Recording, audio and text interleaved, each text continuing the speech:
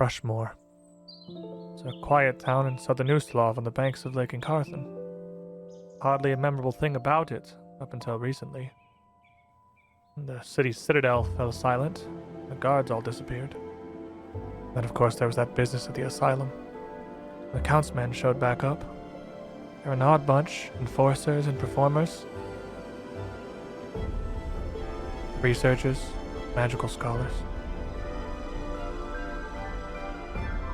And a new man with them too.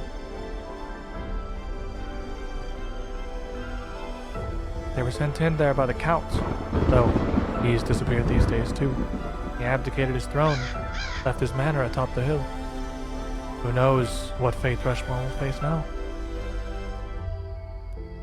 But I have a feeling these folk have a steady hand in it.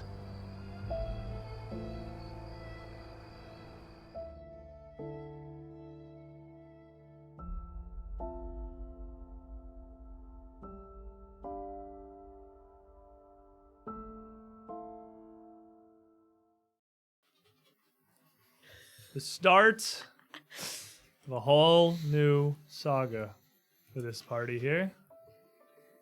You have left Briarstone Asylum. You can see the outside world again. You can see the little hamlet of Thrushmoor in the distance across the water. And there's a dock with a couple of boats right there to move you over. We're leaving behind everything that we experienced in these hellish past few days. And with that, too, on our end of the show, we're going to leave behind a couple of things. We're going to update some things. We're going to change a little bit of how we run this adventure. Previously, you feasted upon blesses and hero points and beautiful things to help you from the audience. We're going to change that a little bit. That's still going to happen, but we're going to make it a little bit more interesting. We have a thing that I've used in the past, but it's been a minute since it's come up. And that is... Oh, speaking of Quest for the Frozen Flame. Oh, yeah. Oh, go figure. This is one card out of the Hero Point deck. When you are given a hero point by the audience now, instead of pulling a coin out of your little bag, I will pass you around the table the top card from this deck. Every one of these has one of a huge spectrum of different powers listed on it. Some of them have some conditions of how they can be used, all of them impactful. With this card, you can use the power listed on the back, or you can choose to burn the card for a reroll, just like we did before with the coins. He does mean burn it. We have to set it on You fire. literally set it on fire and Lighters in scatter the the desks. ashes. Yes. Good. One of you Excellent, even. already has a hero point from the first season. I'm going to hand you this card. What you're going to do is you're going to look at it. You're going to read out loud the title at the top and the flavor text at the very bottom. And then you're going to read to yourself what it does, and just put it face down on your desk. Okay. And then you can use this power whenever you want, or you can cash this in for a reroll. So, proof of concept here. Take one down. Pass that down the table, my friend. Around. There's a little bit of a gap, so it's going in the folder. Is it Xandalus's folder? That's mine. Oh. This Brick is delivery man Brick. New job profession. She's gonna know all your secret details. There are no secrets in that folder. See, that's part of the whole ordeal is you have to find You it. gotta It's find the lost card in the now. sauce. I found it. There's an escape room. You gotta solve the puzzle. Okay. I still have the Ambulance folder, actually. Read the title. Okay. Endure the onslaught. Then read May fire temper you and blades harden your resolve. This Sounds is like a some Kellid kind of, proverb. It sounds like some kind of a defensive power. But you, again, whatever it says on there, I looked at the title. I did not actually read the body text of that. That is your ability to know. And only you, for the moment, know what that power is. So the party has no idea what you're capable of pulling out with that. And neither do I. Because, again, I didn't read it. That is That's a so cool. magic little trump card of something, or maybe just a reroll at an So it important can be time. that or a reroll. Or a reroll, either way. I also have one villain point. In the interest of, not killing everybody, my villain points are still just going to be rerolls. I'm just going to keep them as coins. Some of these cards, they generally are stronger, but a little situational than what you would get out of just a reroll. You guys are going to experience enough difficulties in Strange Aeons. We don't need to compound that by giving me superpowers. Now, once upon a time, we had Blesses and Banes, like what was redeemed in there. This was my suggestion.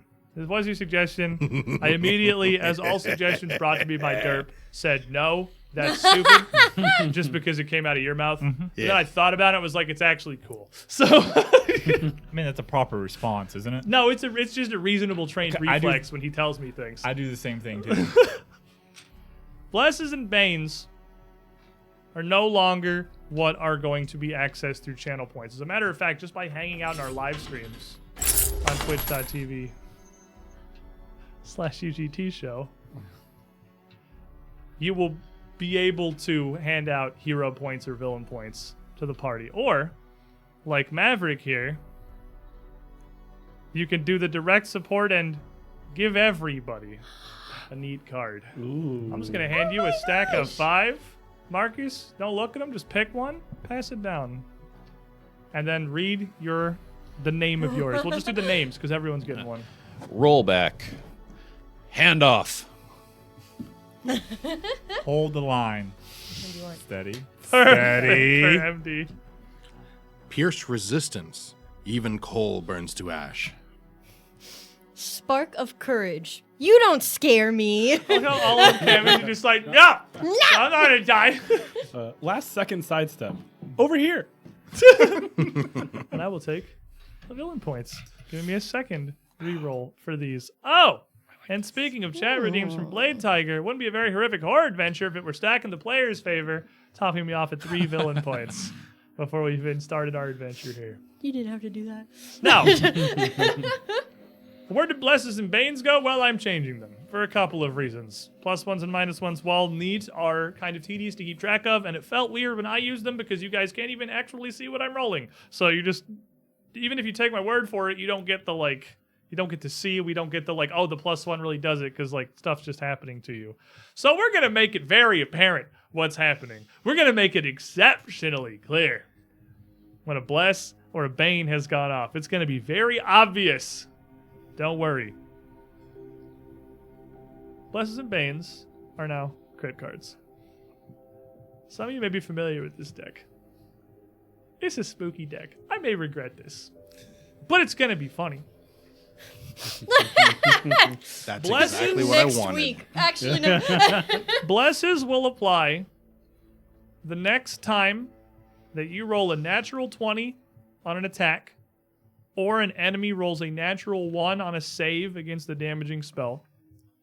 And Banes do the opposite. When you get a natural 1 to attack, or an enemy gets a natural 20 on a save against the damaging spell. These are wild. I will tell you in advance, because we're going to change this a little bit. Some of these say, you/they die instantly. We're not doing those. Replace that with just, well, in most cases, it's just going to be triple damage. Some of the natural 20 cards are just triple instead of double. If it says instant death, it's just going to be triple instead of double.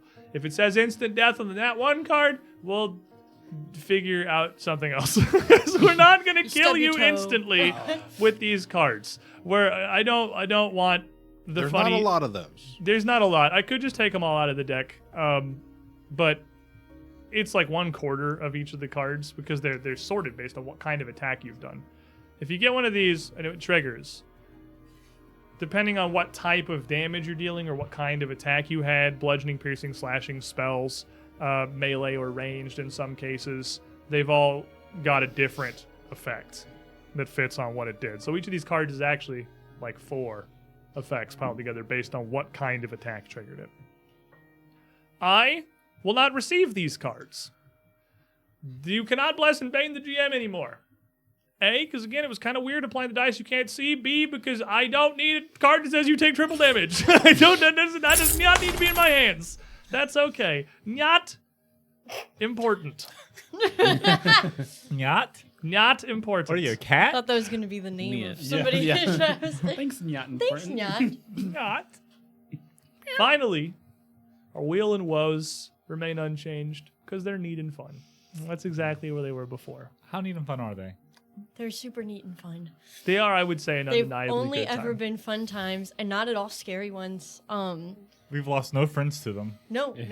Certainly didn't almost kill one of our party members. Or all of them. And saying Permanently Fox change your 10. character. Certainly not. Speaking of which, Twitch may have kept me from seeing the beginning of the stream, but I will give the woe for the hardcore start. So Our sipshing. we'll just go in. I got 3 villain points and a woe loaded in the chamber. The boat sinks. Get swimming. You kids. drown. Everyone dies. Okay. That's still the same as it was.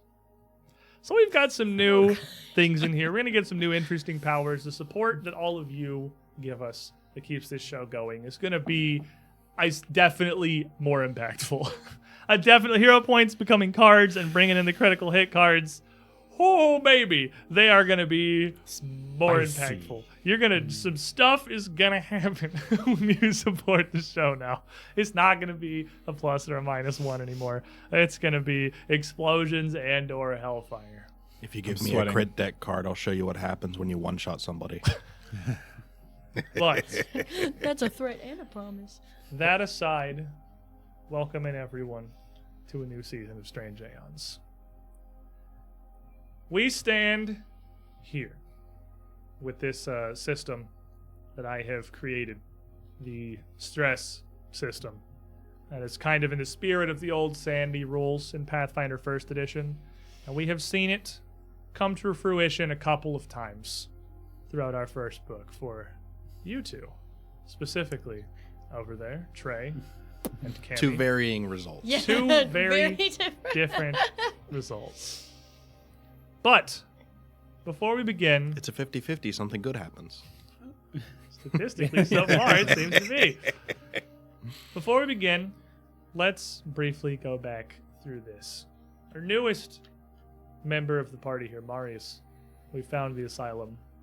Now having finally seen the sun outside again, having survived the ordeals of the Briarstone incident. Only one stress riding here. You want to briefly introduce yourself and your character? Yeah, we just restarting like full description or just kind of as how much we as are. you want to. Marius, I was an anvil dwarf. Came here trying to figure out what the chain of knights was about and how it was used to kind of disrupt me and my family's life. And then along the course of our adventure, I kind of died a little bit. Little bit. A little bit. He had a rough time. And I'm not feeling great and kind of feeling a little ghoulish. A little ghoulish. He's looking a little ghoulish at this Yeah. point, I believe. Yeah. With 4 points of stress, because you were just on the cusp of breaking when you finally made it out. I was the lowest for the longest time. Well, now you've been the highest for quite a while. And you're starting off with 4 points of stress. The only one who's still even out in the sun now with this seemingly behind you, still truly shaken to your core. Give us your introduction. Who are you? I am playing MD, or in his former life, Brick.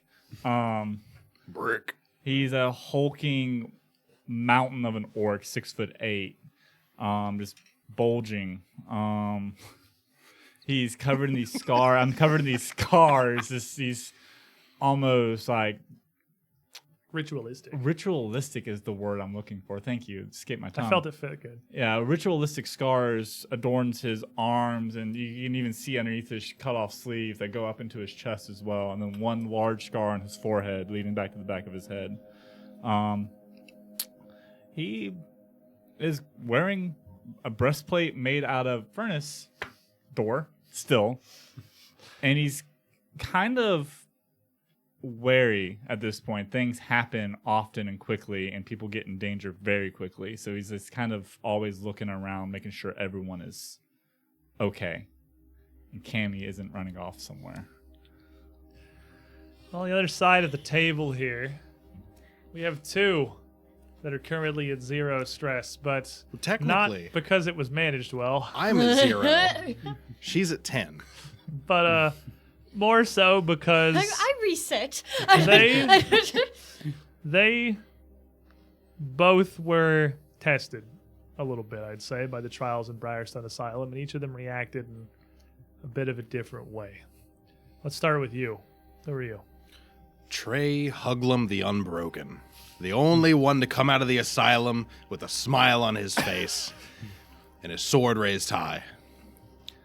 An ugly hobgoblin. I don't know if they come in another flavor. Well, akin to a naked cat.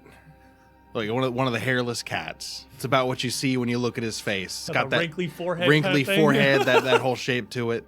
Confident stride, tall, strong. Not quite as tall and built as MD over here, but definitely in his improvised pipe armor, a fierce opponent for those who have to face him down. On the other side of this, going down pretty significantly, the Yes. fourth member of our group. Yes. Also now at 0 stress, but you didn't handle breaking quite as well No. as Trey did. No, Who I are did you? not. I am Cammy. Well, in a previous life, I was Edelmay, but now affectionately misnomered or renamed by the party as an itty-bitty gnomish lady, piloted by an insatiable force of chaos, slowly driving Best her party. description of Cammy I could ever imagine. And this Slowly gun I driving found. her party to a level of insanity that maybe she hasn't even reached, but maybe. Perhaps there is a reason you were in an asylum before we started this adventure. Starting to wonder if I actually should leave. Starting to see their point. All kind of fun and games until just sort of hitting a breaking point near the end of chapter 1. After reaching the precipice of stress that her body would allow. The two of you have been tested. You reached the maximum stress I in tried. the first chapter's adventure. You tried very hard to do that. You really wanted to know what would happen. I did You not. tried very hard to avoid it. And yet both of you ended up there all the same, and you were one off of being tested. Two. Cammy broke a little bit. Trey was resolved and became stalwart. We have an insane gnome, hobgoblin, a manic huge hobgoblin. orca, very much undead dwarf. Yeah. I think we can just, it's okay. We can Yeah, just, we that's can see pretty much straight at each other. But we have one more left in our party here. Somewhere just kind of in the middle of all this, right about the average of this stress Just scale. your average man. Right Yep, here. naturally. As it should be. There is nothing average about that character. Who is the There's final member of our party? Yeah. Easy. Just a typical average human, just making his way in the world. Just a regular guy. Just trying his Just best. your regular Johnny Depp. Chiseled jawline. of your Just a average regular everyman. baby Leo. Just a stranger on a bus, you know. But yeah, just found a violin with someone else's name on it and said that could be me. That could be me. I know how to People- play the violin. Some people know me as Martin, Probably right. but I don't know if I am Martin Stanka. But I think I'm just trying to stay alive, and I'd really like to go and maybe get a haircut, eat some warm food that's not corn, and meet people Cornmeal. that aren't in an asylum. And you know, MD almost killed me in an We're not good accident, company. and it's all right. An I get it. accident. Nope, This was an accident. To be fair, you are the most dangerous company he has been in. Statistically, you are out of all of the ghouls and monsters you have met, you are the most likely person to kill him. I've dealt the most damage. I was under his belt. undamaged. Yeah, Easy took more collective damage from MD than if you added This is a up running all the other theme for damage in you, the the asylum. player, in campaigns. Why does this happen to you so often? What do you mean? I don't know, John Double Homicide Tiller, what do I mean? Listen, the guys want to tell a story. I just let them tell the story. The I'm five of you, as I said before, have escaped the nightmare of Briarstone Asylum, where 4 of you simply awoke with no knowledge of how you got there, no memory of who you were, and 1 of you simply trapped by circumstance within its walls. In these last few days, He's a victim of circumstance. you have met new friends and allies. You have fought against absolutely terrible foes. Now, outside on the lawn, outside on Briarstone Isle, it's a new day. You have had some time to patch yourselves up from the incredibly mortal battle that you had at the end of the previous season, to collect your thoughts, to decompress somewhat out here in the sunlight. Something you had not seen in quite some time, trapped within the asylum's walls and yards. And over the course of, you literally don't. Yeah, literally with don't. no memories, this is the first time you can remember seeing the sun. What is that? Oh, it's so bright. Don't look at it. Why is there fire in the sky? This truly is a nightmare. Over the course of the last hour and a half, slowly, more figures have trickled out from the asylum. More survivors, more refugees. Some that you have known from your sanctuary in the Pharasman Chapel. Some that you had briefly encountered in Xandalus's camp. The cultists deeper within. Somewhat surprisingly, no massively small few stragglers, recognized by no one. Others, like Marius, who had simply hidden away in nooks and crannies, who had been trapped in smaller groups on what's left of the upper levels. Some that claimed to have been wandering the island itself, around the outskirts of the building, trying to avoid the uprising that the apostles in Orpiment had led. You know, those people sound an awful lot like cultists trying not to admit they were cultists. Because we know what happens when you go outside. Well, it's relatively easy to tell who the cultists are because, very painted. You can really see it all over their face. Four still painted. Like a couple of you are still, Just actually. my armor. Yellow paint across the furnace pipes of your armor, and some of you still smeared across your faces as you tried to blend in with Pretty the sure that apostles. washed off with the tears, so I don't think my it's there headband. anymore. It's fine. As we begin this new chapter of the adventure, maybe some of you, maybe a couple of your friends, Winter and Voston York perhaps, have headed down to the pier, the small dock out in front of the asylum that leads to the walkway that once led to its grand entrance. Though the fog has parted and the nightmare has ended for now, the state of the asylum was no dream. Nearly all of those within its walls are not here to see the end of this adventure. The building is still collapsed, lying in ruin. All of that is as real as the sun you now see overhead. So too are a pair of boats at this pier. Simple, man-rowed ships that would take you in towards Thrushmoor. Neither of these are particularly large. Briarstone has no real need to shuttle dozens of people at a time across the waters of this lake, of this ocean. It's difficult even to tell. The water seems to extend infinitely behind you, but it is quite still, almost like a mirrored surface in the afternoon. There's an easy way to tell. Lick it. Yeah. If You just go suck it down. Hope it's not ocean. No, just, you put it in your mouth, squish it, spit it out. Fair enough. Those of you, if you wanted to just put the water in your mouth, yeah, it's fresh water. Yeah. If you're that curious about it, that's a problem that could be That's solved. an easy answer. That's a mystery you could learn. Science. 3 stress. Winter and York would gather the group of you down by the pier.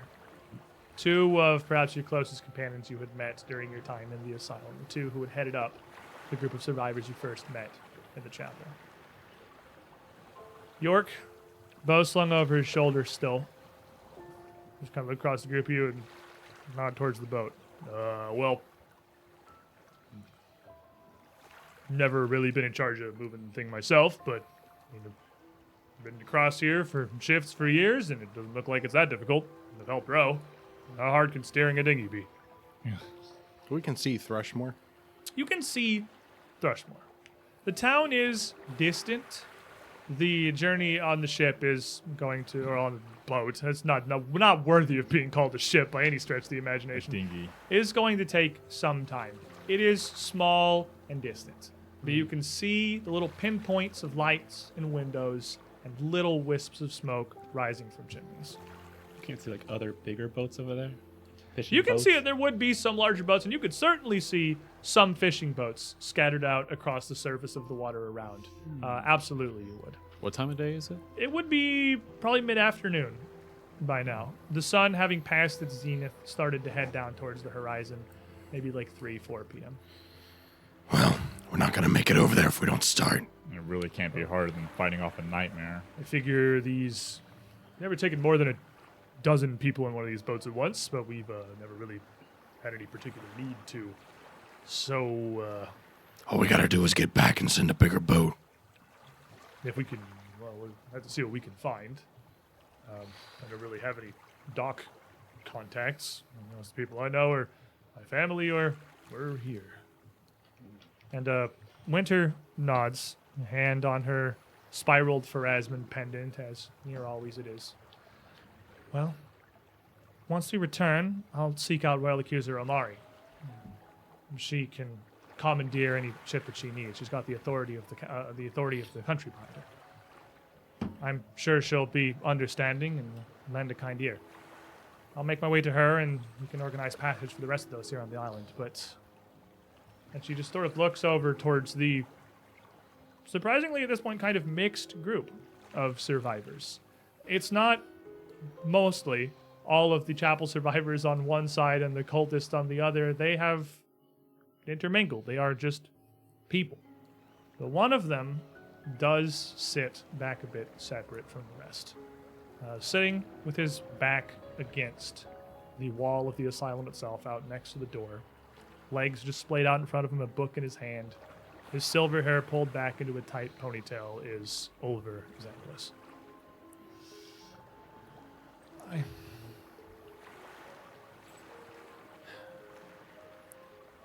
He belongs here. He does, but it does seem like this asylum isn't exactly going to remain operational anymore. I don't know how long it's going to take to repair the building, but it'll be a county job that could take months, if not years. This building was huge and its damage is severe. I wasn't there. I don't know what all of you saw. I just know what I saw during the collapse. And those cultists and all the murders were committed were in his name. He led that uprising. He started all of this. And from what little I understand of what you've told me, not just of the patient uprising, but of the fog and the monsters themselves, he's too dangerous for us to ferry back. Surely. Technically, he didn't lead any of it. He was a centerpiece that was used for it. But he wasn't commanding them to kill everyone. Dude's just not quite all there. Riots don't happen by accident. I saw how zealous they were. Surely you must have as well. I think he was being manipulated By what? By who? by the book. As I said, I know much less of this than you, which is Why? We don't really know either. Didn't he also say if he'd, like the count was interested in? He mentioned the me. count, yeah. But he hadn't specifically said, oh, yeah, the count, like, told me to do all this. I am not judge, jury, and executioner. It is not my place to decide his fate, and perhaps not any one of ours. But if it should be anyone's, you seem to understand his situation the most. I truly must profess I do not believe it wise to bring him back with us to town to Thrushmoor. Who knows what more damage he could inflict if something like this were to occur in an entire town. I think you need the book for that, and we have the book. Without the book, I don't know if he can really do much. He's just crazy. I don't think he's dangerous now. York kind of nods. I don't, I get where Miss Winter is coming from, of course. He's, I mean, if there's a root cause for all this to be pinpointed to a single thing, it does seem like it's him, but he's a patient here for a reason. I mean, you're right. He's been here longer than I have, and I've worked here for 25 years. He's a lifer, and the administrator was tending to him directly. I don't know a lot of the specifics about his situation, but it doesn't seem right to hold any of this against him. Doesn't seem right to just leave him here either. With nothing. No one should be left. This does bring up a second concern. Briarstone wasn't really it wasn't a quick rehabilitation kind of facility. About more than half of our patients were call-up lifers. And we really never expected to send them home. Most of these people have nowhere to go. Perhaps we can ask the Count for his assistance in housing them. And just kind of nods. Well, I would pray we could petition him for aid, but his absence is the reason that I'm here, after all. There is an inn in town, but to my understanding only one, and not a particularly large one at that. But that's not a problem you need to trouble yourselves with. York and I, we've been, well, the rest of us have worked together to keep us safe, and, well, the rest of these folk now are just more we'll protect. We'll do what we can. You've surely done more than your part. So, what do you wish to do with Xandulas? So this was like the best medical rehab facility in the area, but there's other, maybe lesser, smaller facilities in nearby towns. Nearby is perhaps a stretch, but to my understanding, many of these patients would have come in from all throughout Avestan, all throughout the Inner Sea region, from neighboring nations and nations beyond that even. This is where they Briarstone sent the was- problems. Firestone was unique. It was very much ahead of the times in its treatments. We could find other places, but that would take time, that would take passage, we'd need wagons, we'd need ships. We'd need, well, the Administrator Lissandro's connections. Again, these are problems we can solve in the coming days, but right now, if we're going to leave Xandulas here, if we're going to take him with us, if we're going to do something else entirely, that's something we should decide. And maybe we could check him into the nearby jail just for the meantime, and then when we find a better place for him. He needs to be kept separate from everybody else. I mean, we've had, everybody who's here has survived this long in the asylum, kind of more or less on our own. So, I mean, if they're willing to, people could stay here. We could try to get to land and send out more supplies this way so that there's like food and things. We're not planning on ferrying everybody over tonight. But I don't know what else might still be left in the asylum. You've seen the kind of things that roam in there. You've seen the face stealers and undead and worse. The mist is gone, but we don't know for sure that everything is. I don't know that we'd really want to let anyone go back into the asylum if it wasn't entirely necessary. And he just kind of gestures over to where everyone's just kind of spread on the lawns here, and all the supplies from the camps have been ported out here. What's left of the foodstuffs and the water, all the tents from the cultist camp, still in the process of being moved. They are all being moved out onto the lawns. Has Rin made his way out? Have we seen his face since he went invisible? Yeah. Oh, Elburn? Yeah. Birdie bird. Elborn, Ren Elborn, the doctor, Yeah. The doctor. and perhaps title only, that you had met up in Xandalus's camp, would have arrived. Yes, he would be with Such a doctor. more the somewhat aloof, not really sure where he belongs. He would have ditched his doctor's jacket by this point. But he is here. He seems to have made it. He would have been able to explain briefly what had happened, the invisibility that had been cast on him during all of the You're chaos right before everything happened, and then that he had made his way back out into the collapsed pantry back behind the cultist camp and just kind of hidden out there, not really sure what to do, not feeling like he could come back into the camp without immediately getting grabbed by Grandma. He stayed out there until the sun came out. He didn't know what else to do. But he is alive and well enough. Your friend's alive. Glad. No one dies. Nobody dies. Oh, a lot of people have died, but Not anymore. Well, I suppose just leave him here then. But I guess the plan is, well, we had a couple of patients that are similarly not really safe to be in the general public, but I don't know if any of them made it. The two that come to mind were Clay's Penigen and Agra Loomis. dead But and dead. Oh, yeah. We'll, I suppose, speak with the town guard and see if they can spare a jail cell for Xandalus just until we figure out something better to do with them. And maybe it's the best place for him. Nothing much we can do except head back and inform. All right.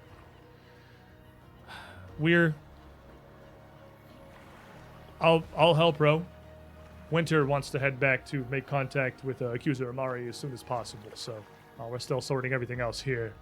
I suppose it'll just be the 7 of us heading back for now.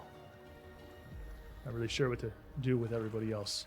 I offered Nasa to come with us, but she wanted to stay behind to. She wants to make sure everything works out over here. And, well, perhaps that's wise. Anyway, all aboard, I suppose. And I'll also help with the rowing on the way back. There would be spots for up to 4 people to be rowing this, and there's not a ton of space in the dinghy outside of that. I'll help with the It's rowing. you are. I'm pretty sure that I was a sailor in my previous She's life. the strongest one in the I party. like to imagine Cammy just kind of holding onto an oar as it just goes around from the person next to her rowing, and she's just like MD's clinging rowing to it, and I'm just like, like literally being getting lifted lifted. up, just clinging to it as it rotates. one hand up, like looking out to the sea. You can be the navigator. Exactly that. We're on water. And so, with no fanfare and little celebration, Firestone Island is behind you. The group of you in this small dinghy, with Winter and York, row your way across what must be the surface of this lake towards the little hamlet in the distance. It does not look like a large town. As it gets closer and comes into view, you're approaching from one side of it. The shores in either direction are heavily overgrown with trees, forestry, and all sorts of undergrowth, just completely choked with life. Outside of this little point of light that is Thrushmoor on the shores, there is nothing else visible in either direction. And again, Thrushmoor does not appear to be very large. The biggest ships that you can see sport only a single sail. None of them look like they are engineered for passage much further than out in a day's fishing journey and then returned.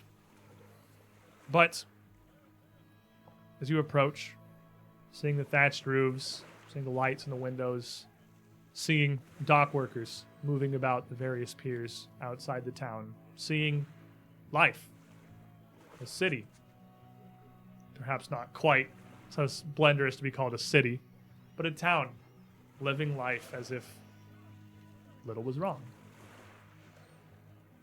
You approach from the west.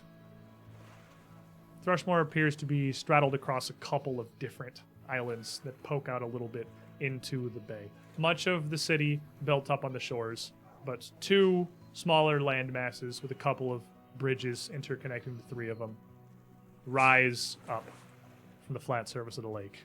The one nearest to you, a set of big wooden frames and a couple of cages hanging down on heavy chains.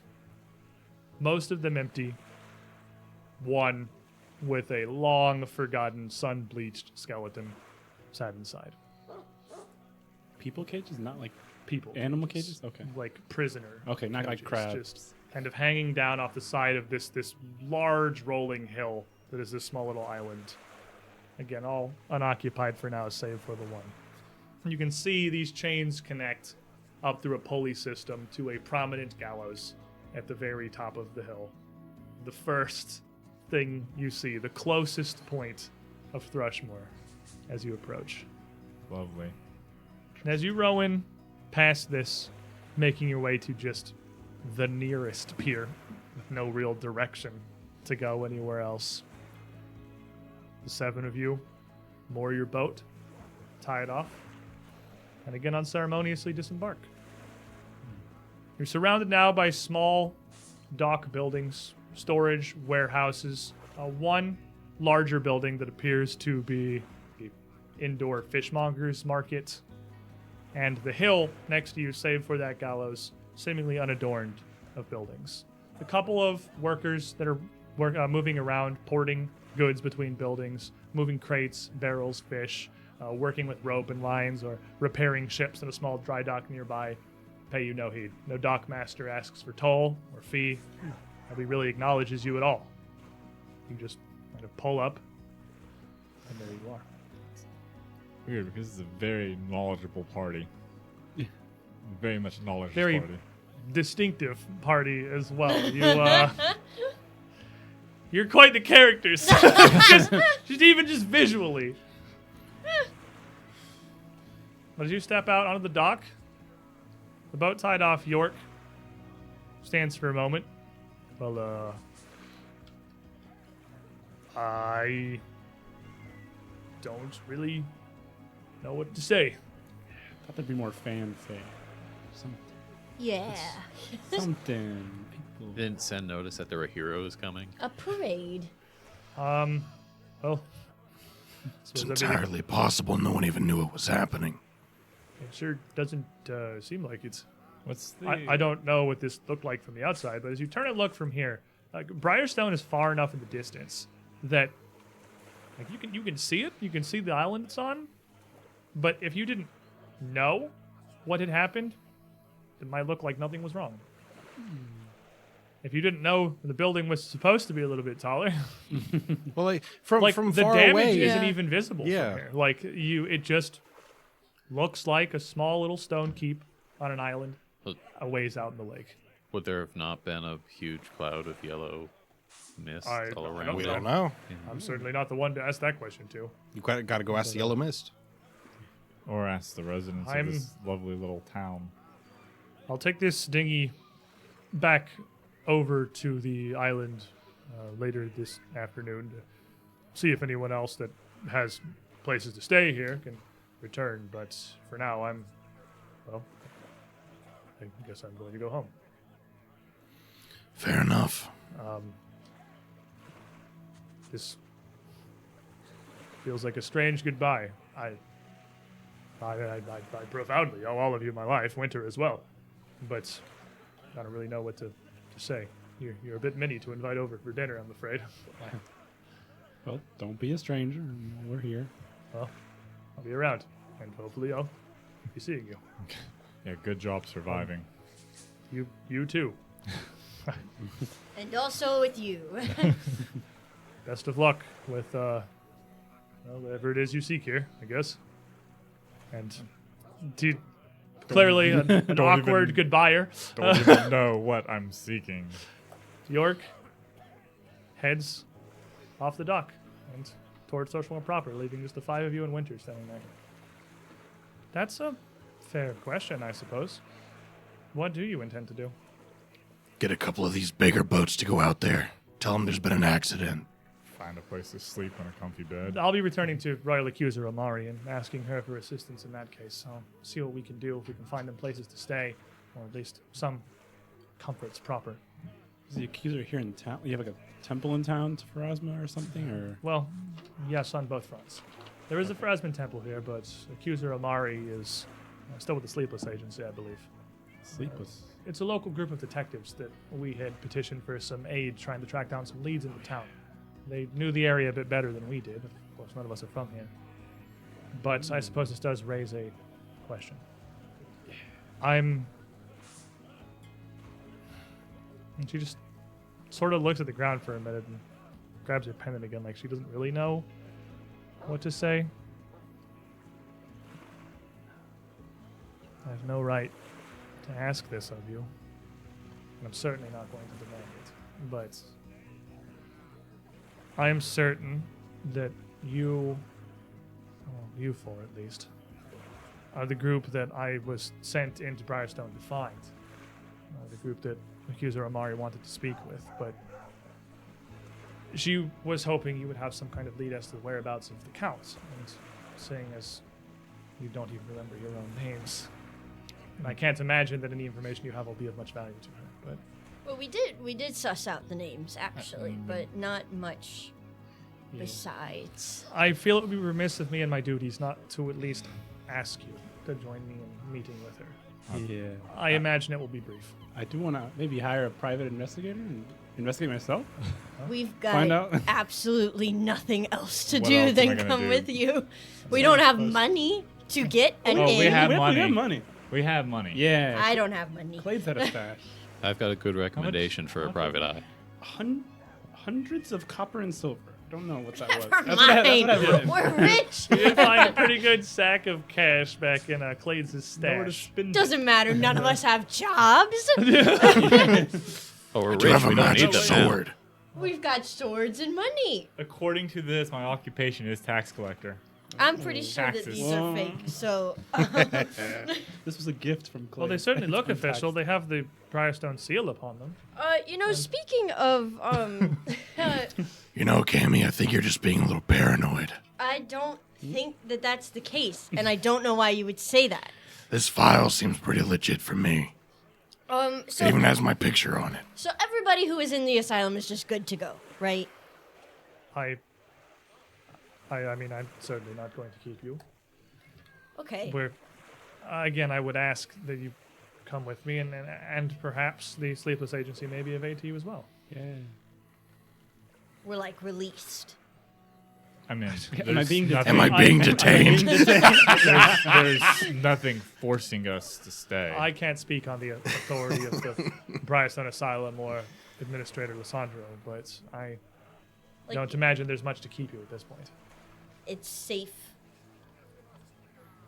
to do that. I'm I'm happy to go along with you, Winter. afraid I'm Yeah. unsure of what answer you seek of me. Never mind. I'm pretty sure it's fine. You don't know why she wanted to find this, right? Like we could like maybe wait in the waiting room and she Just doesn't your know. connections to the council. Okay. 0.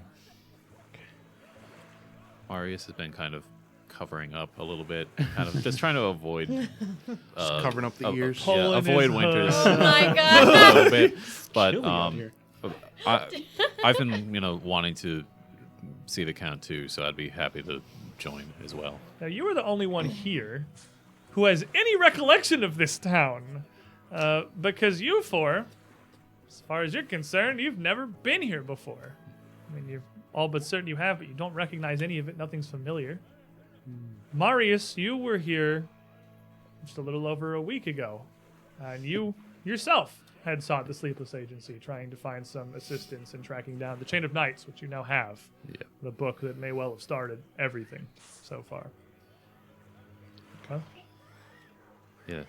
I'm not too familiar with the town. I mostly just came in, stayed at an inn for a couple nights and talked to the Sleepless Agency. But besides that, The Silver Wagon, I imagine. To my understanding, it's the only one in town.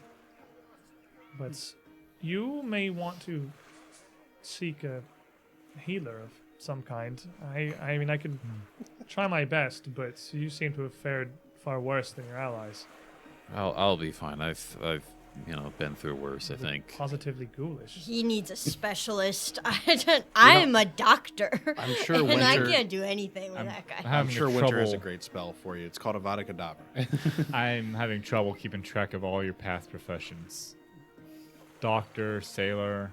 What else did you say? I don't. It'll come to me. Well, It kind of just hits me.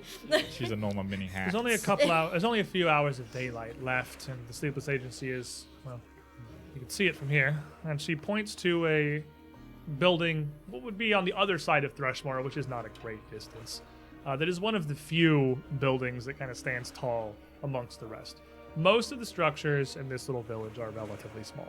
They look like single family homes, small storefronts. There is little that goes beyond a single story. But the building she points to, with a very angular, paneled roof rather than the thatch of most of the rest of the town, stands out with a striking silhouette different from the rest. The Sleepless Agency. So, question: when you say the town is small, are we talking about like everybody knows everybody's small? or- It's not that little. It's like a.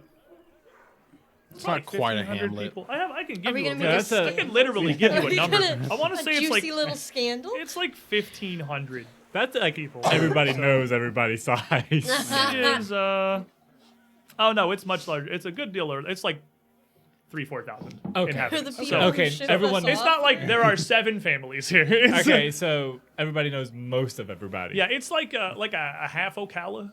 kind of. It's like the city.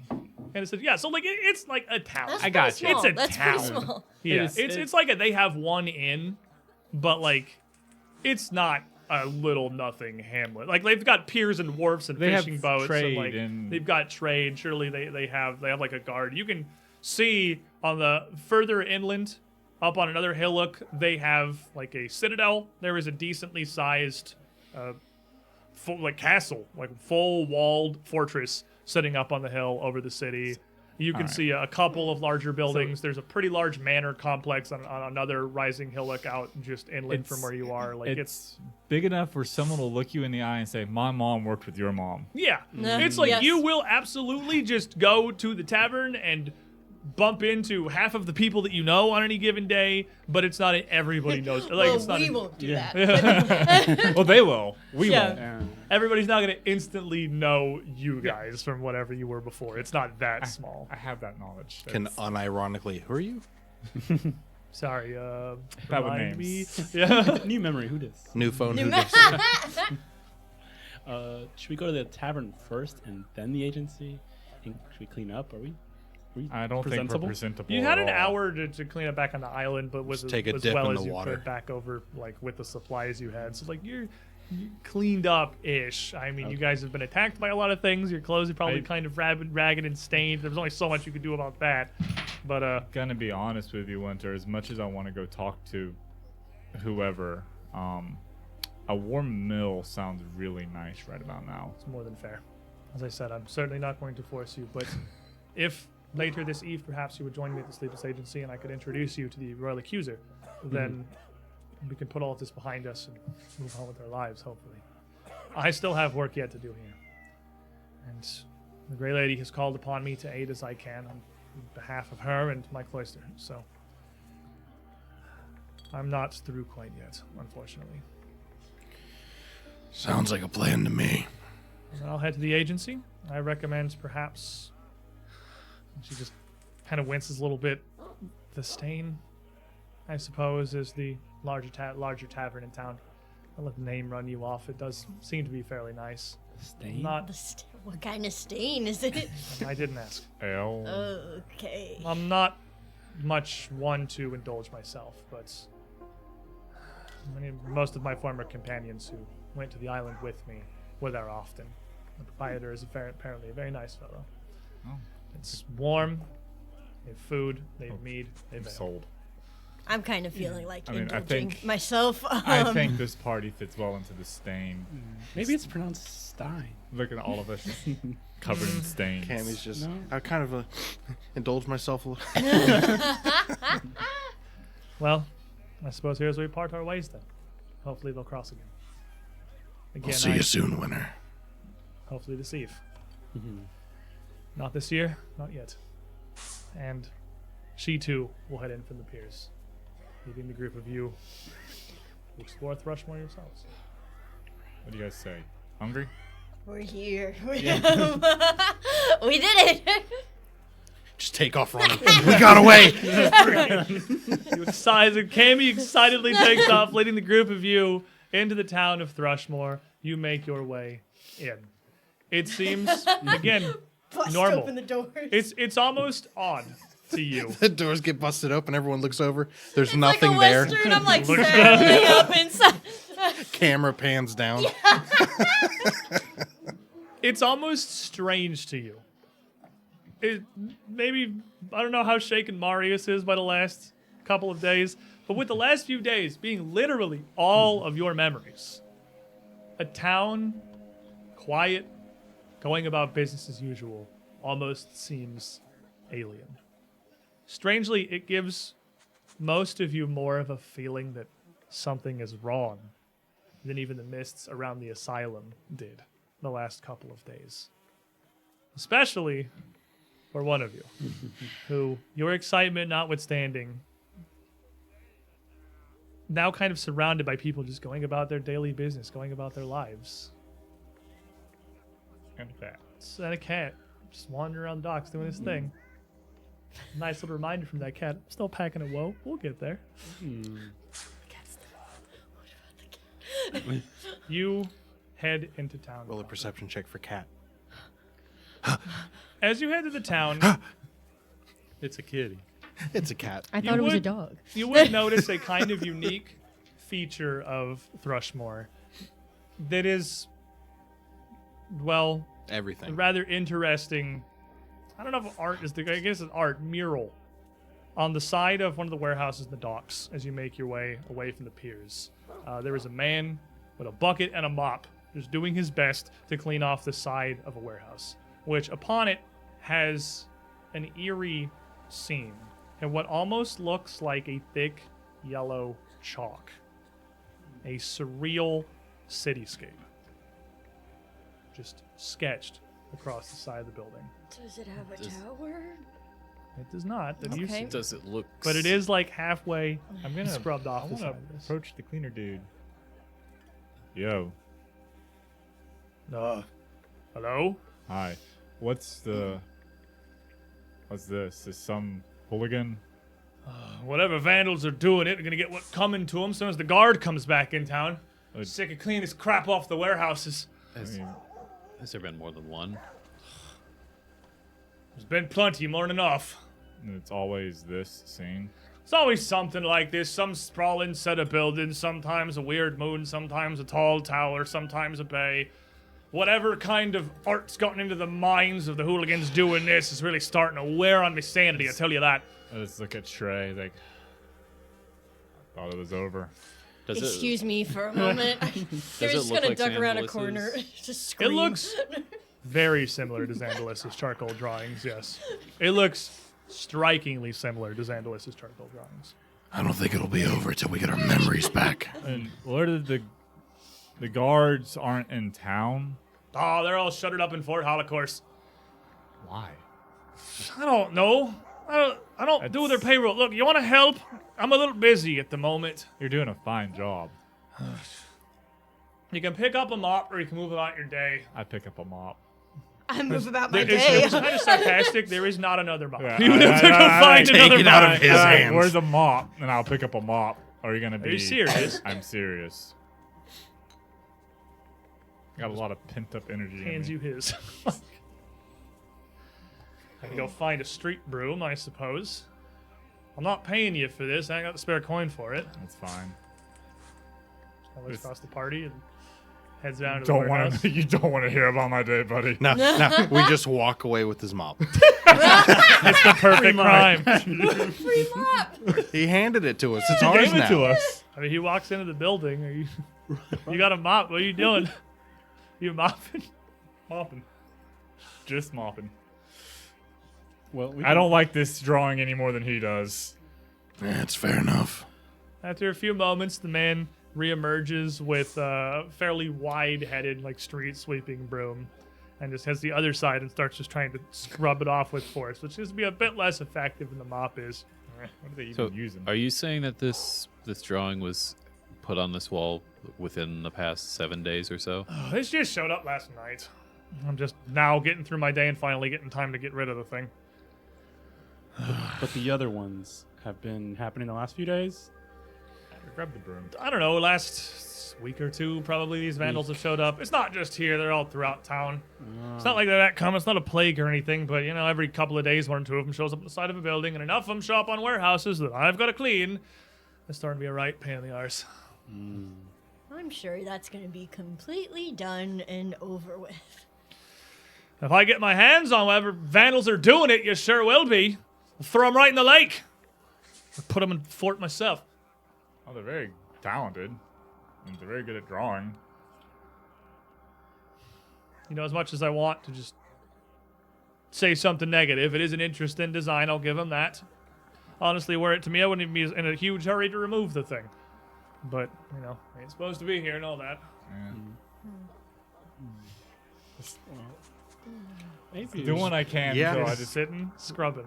The rest of you There's no other mops. hanging out. He's like, I got a hand brush. I got some rags. Who are you? Why are you helping with this? Are you stevedores? You work the docks? Nope. we're just good Samaritans. Yeah, that. You know, maybe we could. We were detectives too. You know, maybe we could track down the paint. Twopenny! Tupany. You're Twopenny! You grew your hair out a bit. Sure. You look, I mean, hair grows. is this a stunt? Yeah, it's like a Banksy or something. This is gonna be part of Camera one of over your- there. Camera over there. You're on.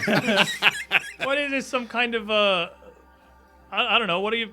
We're doing random acts of kindness, and then we're gonna just it's. Oh like well, people fair like- enough. I'll go get a bucket of rags. And he gets into the warehouse. Is there anybody else around watching? I mean, there are just some other people around doing their business. It's not like a packed town. No one's like standing staring at you. But I mean, people are passing by. Like you're visible. Okay, we gotta get out of here now. Now that he left, we gotta get out of here. Okay. Yeah, I don't want to stick around here. This is the prank. Yeah, the prank is like when you come back, we're gone. Pranked. You paint Leave your them name up. onto the warehouse too, where he does clean. Leave them up though. He knows my name. Leave the mop. Leave them up. We're going though. But leave them up. You have to leave 2 pennies good. on the ground. Yeah, I To leave stick two. it I in. leave. Pull out a I leave piece two of- copper. I pull out a piece of chalk and just write sorry and just leave. 2 pennies there and you're out. Yeah. Leave the mop. My God. A group of you hurrying up into town. Fast walking away. Head down. Head kind of down, you're doing the weird little shuffle walk, just trying to get some distance. From this main island here, there is a single fairly large bridge that connects right into about the center of the banks of where Thrushmoor proper is settled, and not much further than that is the Sleepless building ahead. You would be looking for where the tavern would be. There's not exactly street signs, and you ain't got Google Maps. So you pretty much got 2 options, which is wander around Thrushmoor until you come across something, or, well, just ask around. Grab the nearest What's person. You just ask someone. Would I remember? From... Oh, yeah, right. You're not an amnesiac. You I know Thrushmoor. I know things. Marius can lead you Just, guys. Two penny. My head looked down. You would certainly know that the stain is you'd hang a left across the bridge, and it is quite literally like the furthest building at the far west edge of town. So hurrying through the streets and heading over there, you would come across a tavern that does not really look like it deserves a name like the Stain. It's got a pretty big one of those like hanging wooden signs on 2 posts out front. It's got a picture of a big, frothy, overflowing mug, and then just a big blap on the ground that has the stain kind of like wiped into it. The absence of the paint is what spells out the stain on the pale wood behind it. Cute. Negative space. It is a fairly cute little building. It looks like it's clean. It looks like it's nice. You can hear laughter coming from inside and the crackling of a warm hearth. It honestly looks like a name is absolutely ill-fitting. It's like a wood stain. It's a good kind of stain. Maybe. But the group of you head to the doors, push them open, and you'd see a fairly open area with tables scattered around, a big bar, L-shaped at the back, and a couple of booths around the sides, a little bit further from things. This bar would be on your left as you come in. There would be like a small raised platform, almost like a stage, taking up a lot of the other space to your right on the back wall as you see that, where perhaps bards or performers would ply their trade. There are like a dozen people in here drinking at this point. It's not late afternoon, it's mid-afternoon. Some people are starting to get off their shifts and trickling their ways in. And back behind the bar, you see a decently heavy-set fella. Looks a bit older, humongous white mutton chops coming down the sides of his face. Kind of taking the place of the hair he does not have too much of on the top of his head. It's Santa. The Santa It's mutton Santa, chops? sorta. They come together in a big mustache, almost like a W, drawn onto his face here. And then Luigi. His name is William. he's I got, was gonna say Wilson. even from the doorway, a pretty clear, like, not big scar across his face, but scar like right on the eye. And it looks like he's probably blind in the one eye. But he's sitting there, pouring out a tap, hand on the bar, and turns up and looks at the group of you and just kind of gestures you in. Come in, everybody. We're open for 2 penny! No. Oh. Everyone, 2 pennies back! And hello. Everyone in the bar turns and looks, and their eyes fall on you, and everyone pretty much in unison. 2 penny! 2 penny! 2 penny! People's like 2 stamping their penny, feet, 2 hitting their penny. mugs on the table. It's 2 penny and it's This 4 nickels. tavern is cheering for the return of 2 penny here in the Stain. And back behind the bar, the proprietor's just clapping along with it. Big smile on his face. 2 penny! All right. I'm gonna walk on stage. I'm gonna Looks like walk on stage. You're heading right up. Yeah. Okay. Why not? If someone claps, you have to do something. Stand His ovation. bardic instinct is just like flaring right now. Let us take our midstream break real quick. As 2 penny easy heads to the stage, compelled by the bardic spirit within to give his performance to the people. We're gonna stand up. We're gonna stretch our legs, everybody. We're gonna take about a 10-minute pause. So feel free to grab some snacks, refill your drinks, hit the bathroom, but don't go too far. Be back, like I said, about 10 minutes with some more of this first episode of Chapter 2. BRB.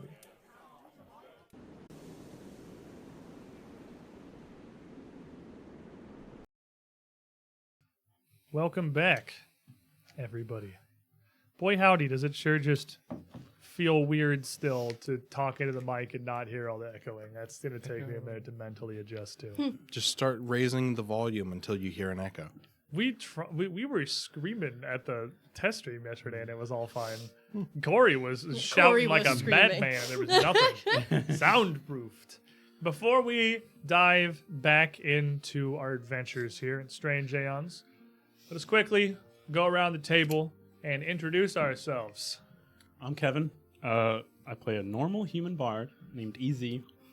Also Martin. Also 2 penny. Man of many names. Man of many names. I play Cammy, an itty-bitty gnomish witch, piloted by an insatiable force of chaos, slowly driving her party insane. Tagline. Howdy, I'm Derp, and I play Trey, the Hobgoblin frontliner with unbroken metal. I'm Colby. I play the full-blooded orc rogue, who is probably not the best rogue, but I do hurt. Don't put yourself down. I put them You're down. very. I'm Marcus. I'm playing Marius Greyfall. I just completely lost how to talk. Ghoulish dwarf ranger. Ghoulish. That's our word of the day today is ghoulish. I like insatiable. As we left off our adventure, we had come into Thrushmoor and made our way to the local tavern, hopefully for perhaps some drink and definitely a warm meal after the ordeals of Briarstone Asylum. And we entered this lovely establishment called The Stain. It sounds like an absolute slum dive, but it's really not. It's pretty warm. It's pretty nice. There's a friendly face behind the bar who's certainly familiar with this man right here, Twopenny, Yeah. and immediately drew the whole bar's attention to you, where they started chanting your name as you walked in. Twopenny, Twopenny, Twopenny, Twopenny. Oh. What do we got These- there? Okay. New one? And from the dungeon speedrun, Bless and Bane Twopenny in preparation for the Now, upcoming performance. What's fun? Simultaneous. So, Oh, You don't both. get to see you those. can have both, my friend. Don't flip these over. Don't look at what they are. Okay. But, you know, Oh my gosh. if Dude, worst comes to worst, which one's which? the Green it should say on good, the green blue good, bad. blue bad. Yeah, that looks Easy way to remember it. GGBB. Green good, blue bad. pretty good feedback. And you can The only one that have looks like one. you exploding and dying is the Yeah. bad one. Yeah. The one that looks like a rogue absolutely eviscerating an alchemical golem is the good one. And you can only have one of each. Yeah, you can only get one of each. You can be blessed and baned, but you can't stack them. got all the Got cards. so many cards now. Yeah, you got Look look, at you got so many things. Got Your response. So this. hero Okay, so we got a woe at the Three beginning of of these. stream. We got a woe at the beginning of stream from Sand Fox, and my idea for the woe was this thing, and then I started, and he immediately went up to the stage on his own. So it didn't really work out for a woe. So come back to me. I'll fish one out. I'll get one. No, Hold back. you used it. He liked it too much. So it doesn't count. It's like clap. You is like can't peer enjoy pressure. the woe. And AJ said it's just a frantic writer's room. But we don't know Like, how it's paper. going to react at the end. You can't like Rewrite the But season. your response to your name being chanted was to immediately head to the little raised platform in the back of the tavern. Mm-hmm. So the four of you just stand in the doorway. What are you all doing? I go to the bar. Go to the bar. I go to the bar. bar key. Everyone heads up to the bar. The bartender's attention is currently turned a little bit away at the moment. He doesn't immediately address you. He is joining in with the clapping and the chanting as Twopenny here takes the stage. And he's going to get a hero point. Ooh. This is for Kevin because he has a lovely smile. We need to get one of Does have a those. lovely smile. We need to get one of those grabby extendo things. That would if I had one of those little like dinosaur clippers, I could just Exactly. give it to Kevin Not Turk. when you get to see. Catch your breath. Might be helpful. Just take a moment, then get back in there. That might be useful might be immediately. useful. That sounds like the kind of thing that could apply. Read it real quick, then put it on the table. So what do you Okay. do? What are you doing? All right. I'm like, all right, everybody. I'm Twopenny. Well, it's nice to Do the frog song! do the frog. Yeah. So the thing is, I've been gone for a while. Everyone just starts cheering. I've been gone for a while. I know I did the frog song before, but I've been working on other material in my absence, and I got a violin now, and I'm gonna do just a normal acoustic set. It's gonna be just good vibes while everyone drinks. I just want to try something new, so don't give me a hard time. The bartender hits on the bar counter a couple of times and turns out to the tavern. That's just what we need now, isn't it, boys? Some good vibes for the town. Yeah. Everyone starts cheering and clapping again. And I'm gonna play. I'm gonna pluck my violin. Gonna just Pluck it. Not pluck even your violin string. Yeah, I'm working on something new here. Plin plin plon. Gonna roll it. Okay. So you just making some music? You do anything in particular? Nope, just plucking for now. Okay. Trying to change my image a little bit. Why don't you give me a performance check? Okay. Okay, it's a solid 10. Solid Very 10. average. Plus- He's an average plus- guy. Yeah, plus 10, so 20. 20. Okay. That's so- worth a reroll. True. I mean, burning one of these. Up to you. Do you want to take your 20 or do you want to? Live vicariously Why not? for me. You need Yeah. a 30. Okay. I will. I'll burn catch your breath. You can just put it face down your desk. I got a whole deck. I don't need the back right a second. And I'll roll for again. It could be better. Or it could be worse. I rolled a 10 again. Fixed point in the timeline. It was. It's a canon event. Just an average bard playing average. Can't beat. interfere. He's just an average guy playing very average music. So you get a 20 in performance. So like it's, I mean, a 20's pretty good. Like it's a pretty solid performance for a guy who has violin, doesn't have a bow, who's just kind of plucking strings. I mean, you literally cast magic like this, so it's a pretty refined skill that you've practiced over the last couple days of literal hell in Briarstone. And the tavern's just kind of listening as you're going. What kind of melody are you playing here? Is this A like little bit like what we're listening to right now. just kind of we're just going for like tavern music? Just We're regular just tavern music. So not people super can- upbeat, not anything like melancholy, just kind of Yeah. like background music. I want people to just go back to what they were doing. Drinking music. That's perfect because it's, I mean, pretty good. So people listen to it for a bit, and then slowly tables start to talk amongst themselves. People go back to drinking. Pretty shortly after you begin, the bartender turns to the group of you guys. You've got 4 customers sitting at the bar here. Hey, what can I get for you? 5 hot meals, 5 good drinks. Easy done and done. I don't And, need a also, meal, you I'm not too wouldn't- hungry right now. 4 hot meals, 4 5 on the good meals drinks. then. 4 on the meals, 5. You ale drinker kind of guys, or you more of Whatever mead, you- wines? What do you got? I don't have any idea about any You're of gonna that. try the meat. It's great. Okay, we're trying And, to meet. Also, before you walk off, Uh-huh. you wouldn't happen to have a spare violin bow lying around anywhere, would you? Two Penny lost his somewhere. Ooh. That's I why was- he's plucking. I wasn't admittedly wondering a little bit about that. Did seem that's a unique way to use that particular Avant-garde. instrument, but He's highly I mean, it does. experimental. It sounds nice. It does. I don't though. Let me think.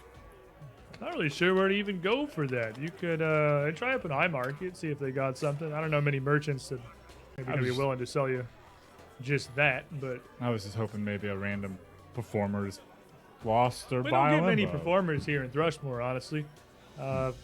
That's you look. I don't. We're from out of town. Are you? Yeah. Well, Okay. Yeah, technically. yeah. Well, we don't get a lot of people coming through Thrushmoor too often. No. You're here all the time. But these New Friends here? associates. fair enough. Ain't looking to pry or nothing. But I mean, we don't get a ton of travelers through Thrushmoor. Not a lot that are really looking for business. Not kind of a big enough town for that. It's mostly just kind of two-penny here. So the local celebrity, you could say. Yeah, mean- I could tell. It's your first time in here. You saw that reaction coming through the door. It was pretty good. He's look. Don't get hung up on whatever this thing he is doing right now here. Oh, It's you sh- usually And You should hear his limericks that he comes up like on the spot. You say, "Hey, Two Penny, give me a limerick," and he's like on the dot. Limericks? Right there. Really? Limericks. That's his new thing. Ask him for one. Yo, hey, he's trying. Two Penny, limerick. Dance, monkey, dance! Okay, well, Oh my gosh! so there was a dog covered in flour who refused to step in the shower. A burglar he'd bite and a mailman he'd fight, but from water he'd cower. You get some chuckles throughout the crowd. Definitely a little different than what you did before, but I like it. You know, you find you Two Penny. Working on Always a pleasure having you here. And he's been a little private with us about how he had been before his new material. What was what was his style Oh, normally his like? songs. He had all kinds of songs about all kinds of things. He used to sing. I mean, you heard the guys asking for it out there. The frog song. It was a story about this little frog living by a lake.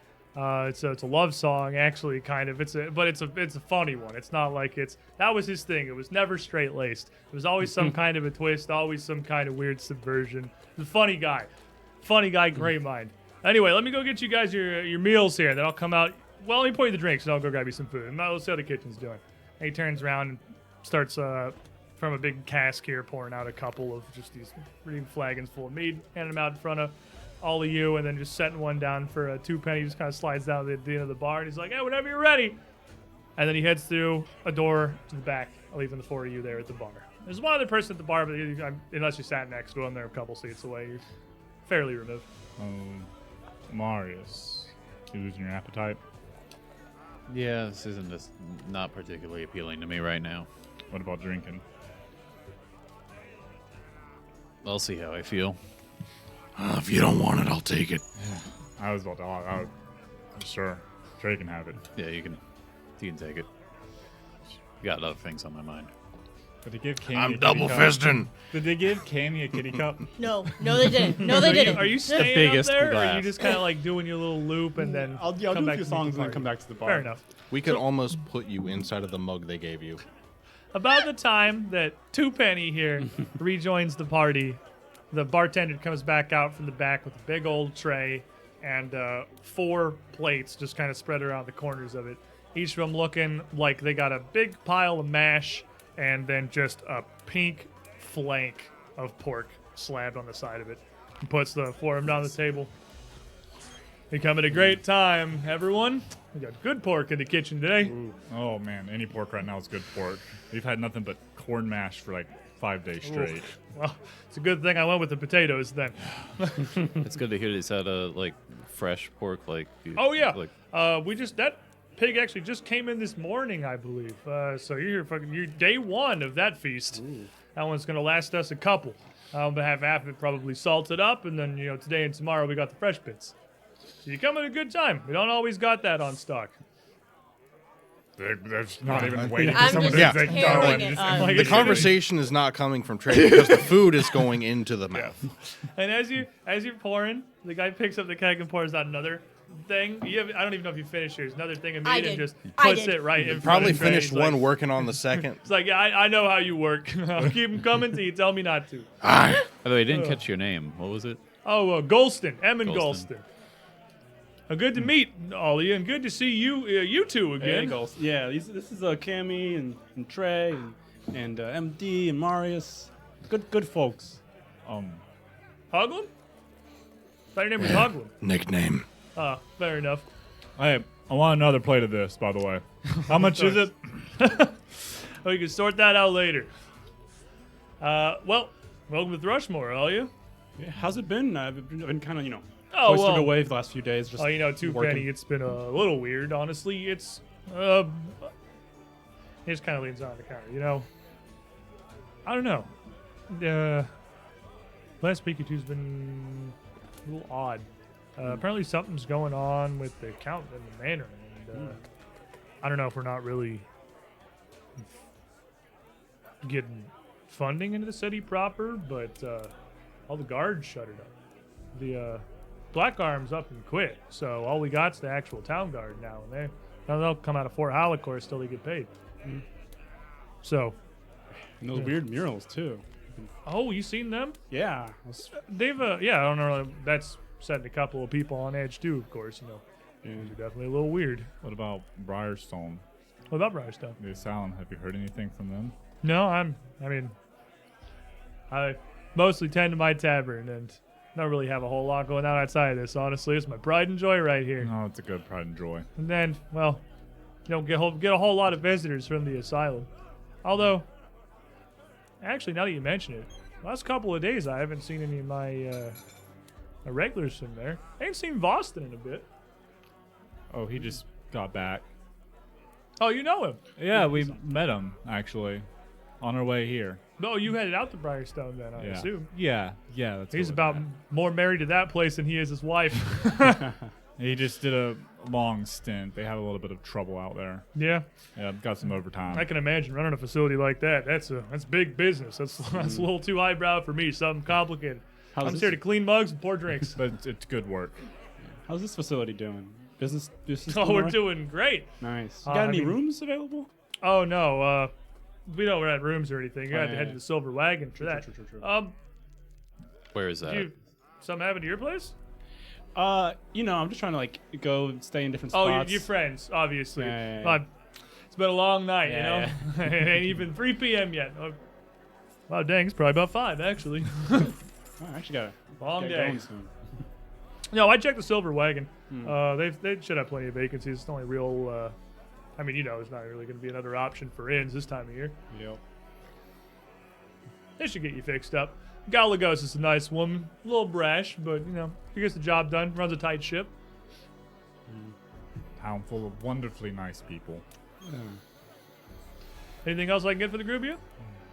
Well, I was wondering.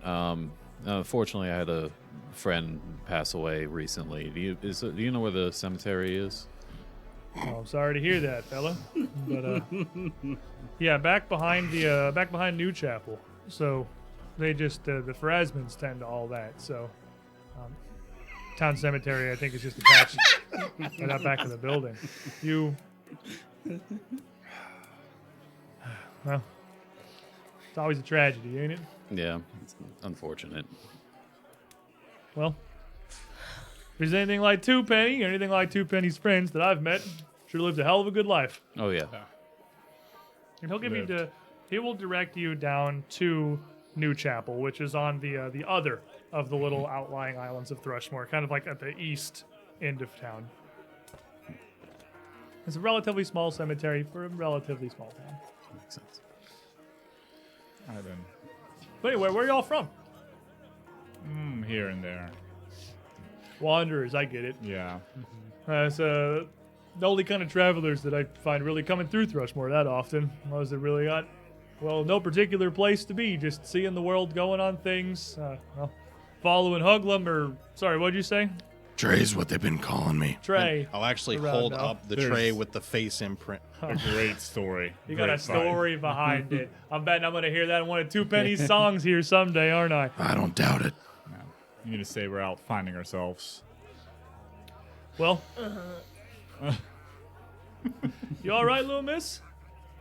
Yeah. Sorry if I don't know if there's anything in particular you're after. Don't get a lot of gnomish clientele around here. No, I don't expect you to. You, are you from the asylum? You got the, She's a doctor. I have a doctorate. oh, well, good on you. Yep. Well, you should be asking her, not me. Yes. How'd you lot all just meet up here then? Was this where you were Yeah. coming together? That makes sense. Yeah. It's good, easy to find. Hey, good for business. Exactly. All right. Well, this food is delicious. It's the best I've had since I can remember. Well, thank you. was- I'll give look the at- kitchen your compliments. I just look at Easy like that was a joke. Mark's gonna love that one. He does his best. Does fine work. You know, speaking of Briarstone, as a doctor passing through, I've heard a lot about it, so it's pretty established that. Oh, you don't work at Briarstone. no, You're a doctor from, no. Oh, okay. I'm- Yeah, like I said, I don't know. I don't really know much about it. It's apparently, yeah, pretty good facility from what I've heard. It's a real top of the line, they say. Know anybody that went there? I don't, I'm afraid. I couldn't tell you. Hey, look, if you're looking for someone specific, hey, maybe Lady Rent's down at the Sleepless Agency can help you out. That'd be good. She's pretty good at what she does. She's got a good head for things. Names and faces. I never leave her. We tell her once about one kid 5 years ago, and she'll bring it up next time you see her, like it was 1 hour later. That's a remarkable talent and one I wish I had. So wit is sharp as I've ever seen. Well, I think this is as good a place as any for me to start. Something happened recently, and I can't remember much of anything, but you seem to know me pretty well. No, you're in here about all the time. See, I don't remember that. Huh. Did you get hit on the head or something? I don't know. Fair enough, I suppose. You have a tray with this. Stupid question. Well, dang, I don't really know what to offer you there. The only thing that I can tell you is I know my name. And apparently now I'm a local. And that's all I've got. Yeah, well, you do look real familiar, fella, but I'd certainly you two are in here all the time. I don't know which one graces my door more, honestly. But I'm making money on you and I'm losing on him, so it kind of balances out, you know. By the way, what do I owe you? Nah, don't even worry about it. You know what? And don't worry about any of this. Oh, Friends are friends, you know. yep. Gotta have 'em. But well, Did I have a house? Like, did I live I- near here? I don't know. I Gonna like saddle up to Easy. Like, should we just tell him? Lying is really hard. Oh, I haven't lied. I think I'm just not Avoiding telling the truth. yeah. I think we should. He's been real kind to us. I mean, if we go to the Sleepless Agency, we'll have more information. Yeah, if we but have, like, While they're whispering to Trey's, I don't really know. You're in here a pretty good amount of time, like I said. I see you in here damn near every afternoon, probably roundabouts this time, but this is about the most talkative I've ever seen you. You're really opening up with your friends here. I think it has a lot to do with me trying to figure everything out. Maybe I'll be back to normal. Who knows? Well, I wish I could help you out. I could, but You already gave me information. It's appreciated. Hey, if there's anything else I can tell you, I mean, if any of the rest of your drinking buddies come through here, you can hang out and wait and see if they come through. Keldrin was in here earlier, though. He had something going on tonight. Maybe I'll do that. And seek him up. You two seem like you're close. You're always in here together. Appreciate it. If I could tell you more, I would. That's a good start. I know one thing. I'm a local. You do regular. seem to live here. And if you don't live here, you're here often. I have a house here, apparently. Well, thanks for all your help and hospitality. Hey, Yeah. least I can do. It's nice Let to it never actually be said the service at the stain is slacking. It'd be a stain on your reputation if you did. I see why you That was- two are hanging out yeah, together. That was a joke. Yeah, That's yeah. a good one. That's a good one. Well, hey, if I can offer you anything else, or hey, if I think of something, I'll let you know. I'm sure I'll see you in here again. Absolutely. For now, we have to head to the Sleepless Agency. Yeah, sounds like you got business. Thank you for the food. Best of luck to you all, I guess. And hey, don't be gone so long next time, Two No, Penny. don't We worry need you. about Gotta work on stuff sometimes, you know? Hey, you're finding yourself. Yeah. You got some new stuff. It's interesting. It's different. But it's interesting. If I did the same thing over and over, you know, you get bored of me. Kick me I don't out know. of here. I don't think these guys are ever going to get bored of the frog song. You could do that 100 times and 100 more, and they'd still be eating it up. Yeah, probably. Oh, well, good evening, all of you. Thanks for dropping by. See you again soon.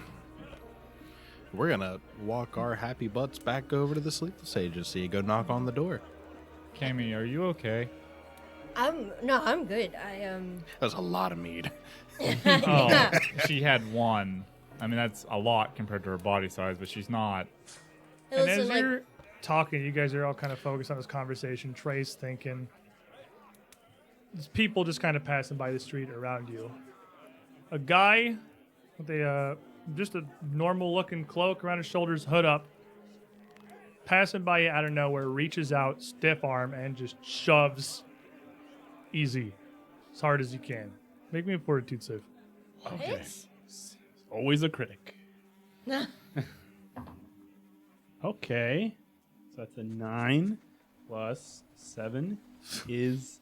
You follow the 16. ground. He pushes, So- he pushes easy over. In it. response to Yeah, that, can we- I Yeah. think I'm going to grab this guy by was- his cloak. Gonna reach out and grab him. It's all right. People don't like the new stuff. Nah. I guess. Why don't you guys roll me some initiative?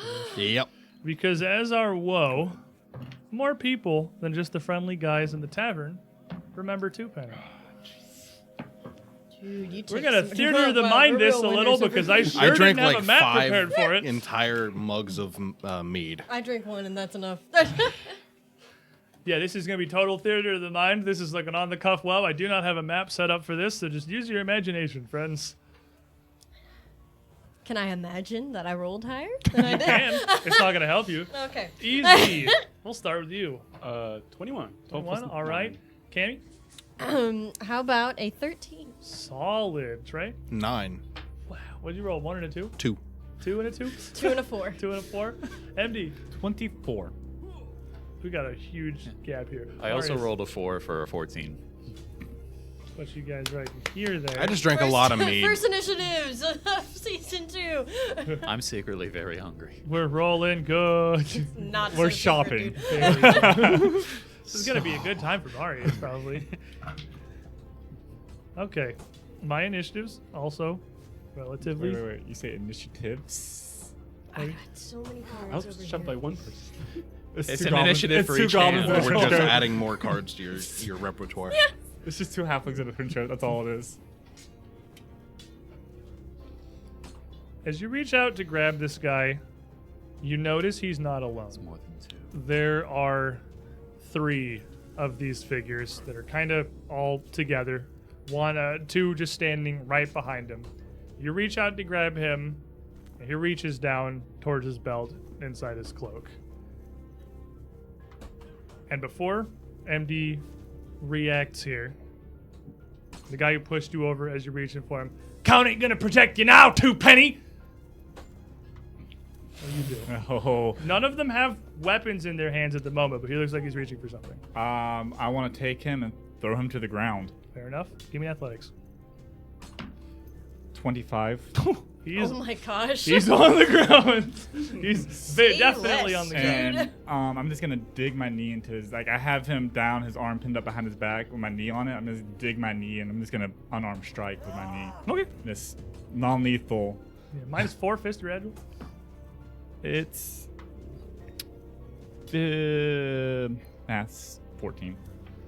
14, you push him down. He's not nearly as big as you, but the guy in front is kind of a bigger guy, and you get him to the ground, but he doesn't like immediately just let you drop on top of him. He's definitely fighting back. That's not gonna hit. Don't worry, the count doesn't have to protect him. He's got me. We're gonna do one more shot at it. It's worse. And then I'm going to actually go ahead and burn, hold the line. Ooh, okay. Until the start of my next turn, each time an enemy would leave a space adjacent to you while using a move action, it must succeed an acrobatics or athletics check against my fort DC, or the move action is disrupted. Ooh. So you're kind of keeping him I here. have this All guy right. pinned, but I'm like ready to just like. So yeah, you guys are kind of in a group. Easy got pushed over. The guy at the front, MB, is taken down. So he's kind of between all of you and these three cloaked figures here. They're not really hiding their faces. You can see it's two guys and a gal. They're all the guy in the front that's on the ground right now is a pretty large, bald dude. Guy behind him looks like he's the very opposite archetype. This super lean, kind of skinny guy, and the woman is short but relatively very stout, even for a dwarf, who is all kind of focusing on Easy and MD right now. So Easy, you're on the ground. What do you do? Dust myself off a little bit and be like, all right, I'm trying some new stuff. don't be rough. I'm just doing my best. You don't want to test because my friends are tough, and that's it's gonna be very courageous. My friends are very very courageous. Inspired, you We're can say. Yeah, our friends are inspired. Fair enough. And then I'm gonna be like, and hey, watch out for that rock. And I'm gonna fling a rock at him. So this is like Oh my this God. kills people. This is like he Oh. just took a guy down. You're basically shooting a bullet. This Okay. this is lethal damage. It is lethal. Sound They did projectile does push not you. have the kind of finesse for you to do it like non-lethally. It is boink. So like They did push you. They might deserve it. just checking. You're aware that's lethal damage if you want to cast that. I do hit hard now with it. I don't know how much health points they have. He just picks up a rock and throw it. What if I use Mage Hand to just hit him with it? What if instead I would let you. You can do it. non-lethally It's- Mage Hand It's hit him in gonna the head? mage hand. It's just gonna be like. It's not gonna do any Stop damage, it. but it's gonna get the point across. Mage hand. Pop. Yeah. Like, it's just gonna Oh snap. my That's God. about how much force it has. Someone It's clip just, that. I want someone to clip that right just there. kind of slapping him with a mage hand. Absolutely, I'd let you do that. I'm not gonna say no to that, dude. The dwarven woman is going to. She's just kind of right behind him there. She's gonna move up to you and just try to shove you off. She's gonna make an athletics check. I'm gonna use some full-on villain points. I just burn them. I'm gonna throw a villain point at that. Served my purpose. Woo! That's fixed point in the timeline. I rolled the same thing. 12 against 12 total against your fort DC. It's more of a gentle little nudge. She's Ah. a dwarf. She's wide, but you are huge. And My weight is like firmly like grounded too. that don't concern you, orc. And then she just balls up her fist and goes to just like swing it up into your chest. She's not aiming for the face, just almost his gut shot from her height. Natural 20. Oh, she does it. She's doing it.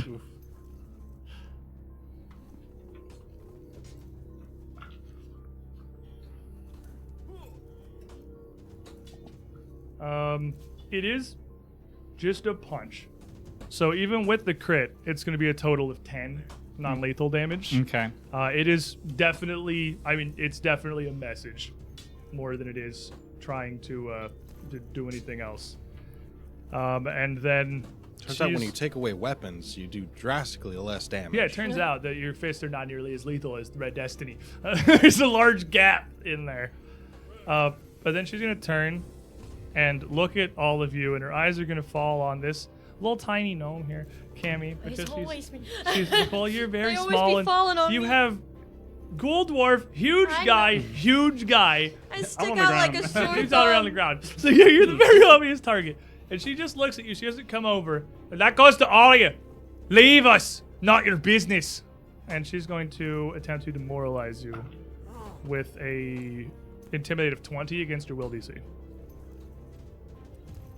Well, okay. So that's gonna be my DC is a 19. So you're frightened one. Oh. The guy on the ground goes to reach for his belt and sees the dwarf lady come up, and he just stops. And he is going to sort of just roll out from under you and pull himself back up while she's kind of, because he's not like actually pinned or anything. He's going to stand up as that first action. And then turn towards Easy and just aim a kick at you while you're on the While ground I'm there. down. While you're down. So you're flat footed. Yeah. It's, I mean, he's scrambling to his feet. It's an 11. No. I'm pretty sure it does not hit you even flat-footed. Yeah, if I put 18. You have to be very flat-footed. That was almost an out one. He goes to kick, and it's just wide. You're down on the ground. He almost like loses his balance a little bit, and almost sort of embarrassed pulls it back to do it again. Like, I can do better. You ever seen somebody who's not trained in martial arts try and do a martial Look, arts I rolled a kick? 2, okay? Calm down. Natural 20. Are you happy? Look, I've rolled 4 attacks, and 2 of them have been nat 20s. I mean, for non-lethal natural attacks, I'll take it. Yeah. 9 points of bludgeoning damage as that boot just lands squarely in your ribs, and he doesn't say anything further. Marius. I'm gonna look at the first guy who did the initial shove. Be like, come on, guys, what's your business here? Just leave us alone. None of yours, dwarf. I'm And gonna- the girl just looks at him like, Oh, dude. So it's okay to say I like the dwarf, way but you said that. Sorry, I'm pissing me off. And as he replies, I'm gonna just try to deeply stare at him with my darkened eyes now, and do an intimidating glare, for what's it called, the demoralize. That's a 16 plus 5, 21. Yep. Okay. Yeah, He's a little like that. demoralized. And he kind of looks into your face and he sees that. No. That thing's not a dwarf. That thing's not even alive. That's one of them. Do you have a problem? Kill him! And they all just kind of turn towards you. Well, I'm taking my sword out. They all just sort of look at you. You draw your blade. You got 1 action left. I'll do a strike. Stab him. We're getting a little stabby now.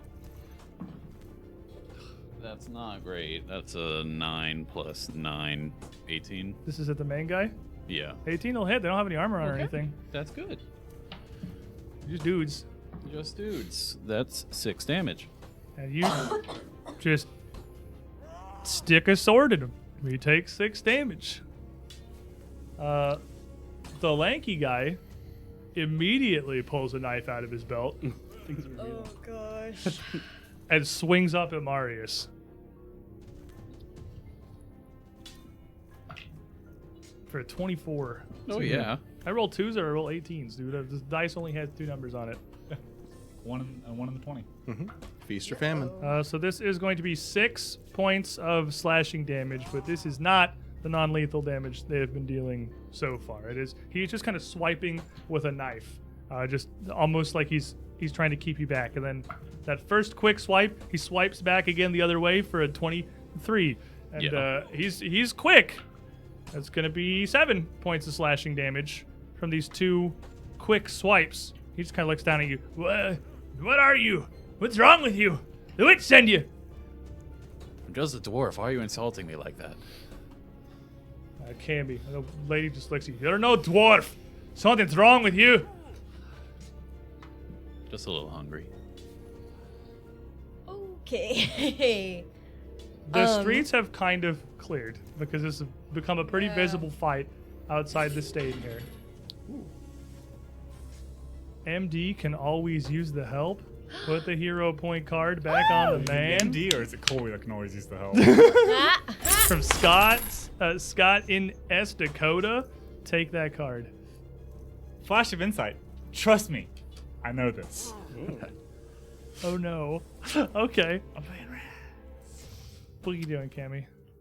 As the streets are kind of starting to clear and we're starting to escalate into what is looking like more of a fight than just a scuffle, trying to avoid doing real damage just yet.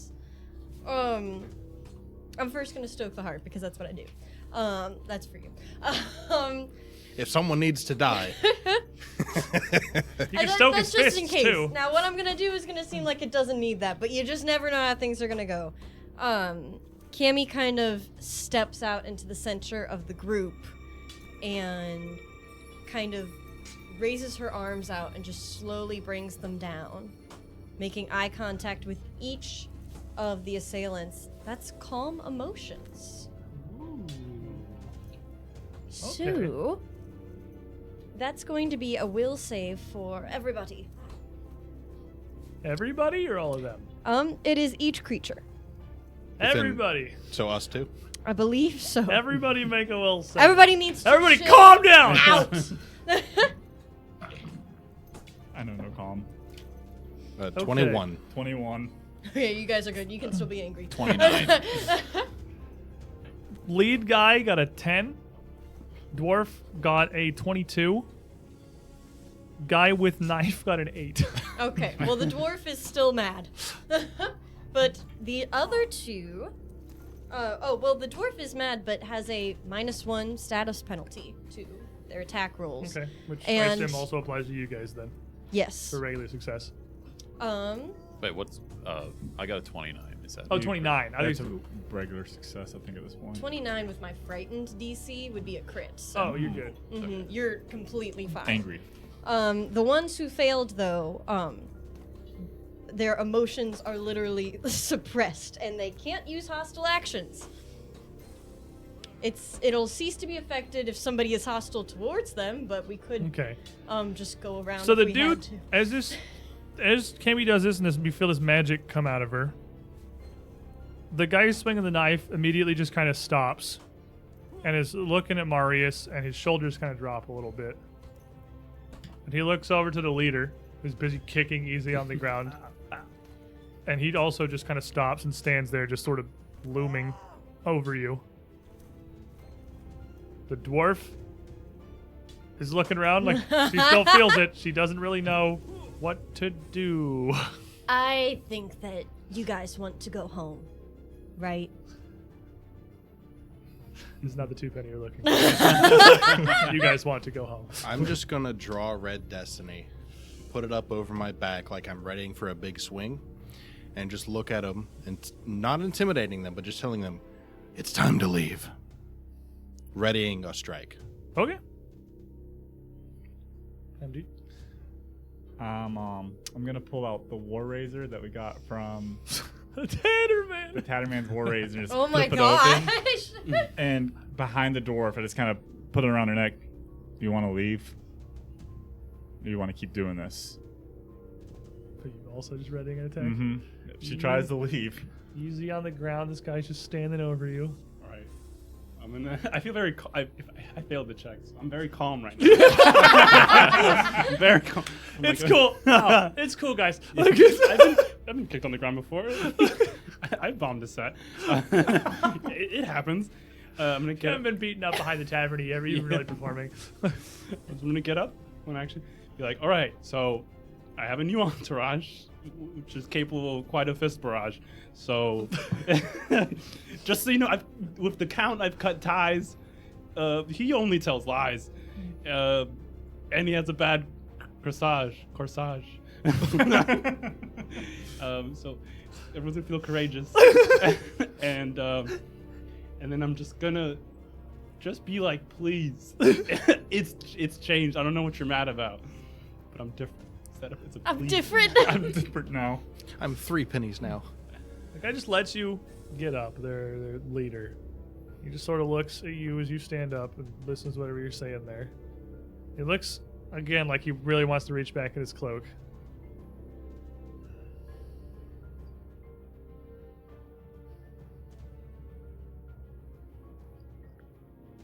Come on.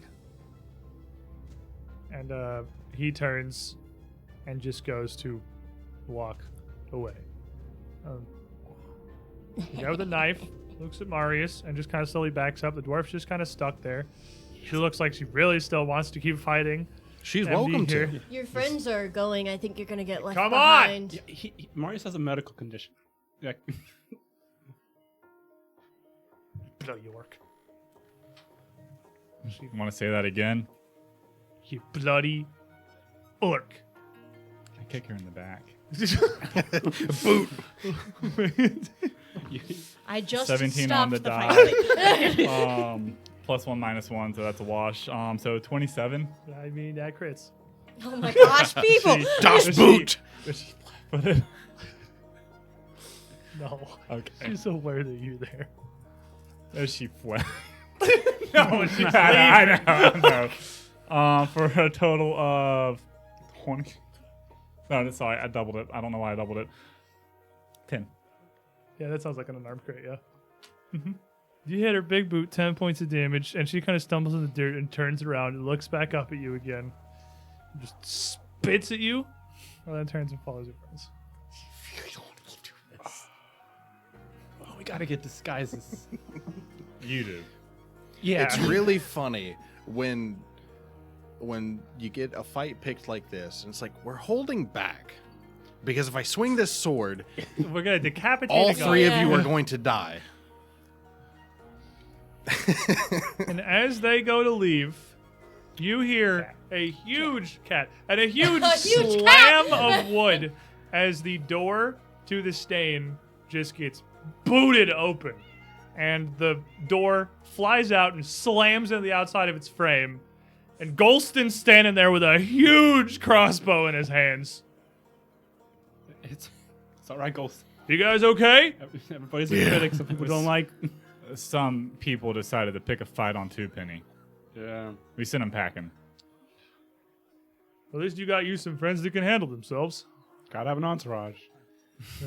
Sorry, I ain't had to use this in a minute. Took me to remember how to wind the thing up. You still got it. We'll be back later. It's been a long time. Fine establishment. Yeah. Good patron. Good. I recommend it to everyone I meet. The Stain. Hey, stay safe, you know? We'll do. Got the guards in town. I don't know. Lower the sun gets, worse the streets get. I wouldn't stay outside too much longer, were I you? Yep. I want to get to the wagon and finding some beds for your friends, Twopenny. Yep. Might have to start locking my door. I didn't even used to do that. What's happening? Well, to that the was world? probably not smart. But I don't know, but you definitely should lock your door, yeah. just don't know where the key goes half the time. Your card, Twopenny. Oh, dang it, I cracked the knob. He puts his big old crossbow down on the porch and starts looking at the handle of his door and like, oh, you guys, well, stay safe. I gotta fix this door. Thanks for your I know concern. my own strength sometimes. Want him on our side in the fight. Yeah, for sure.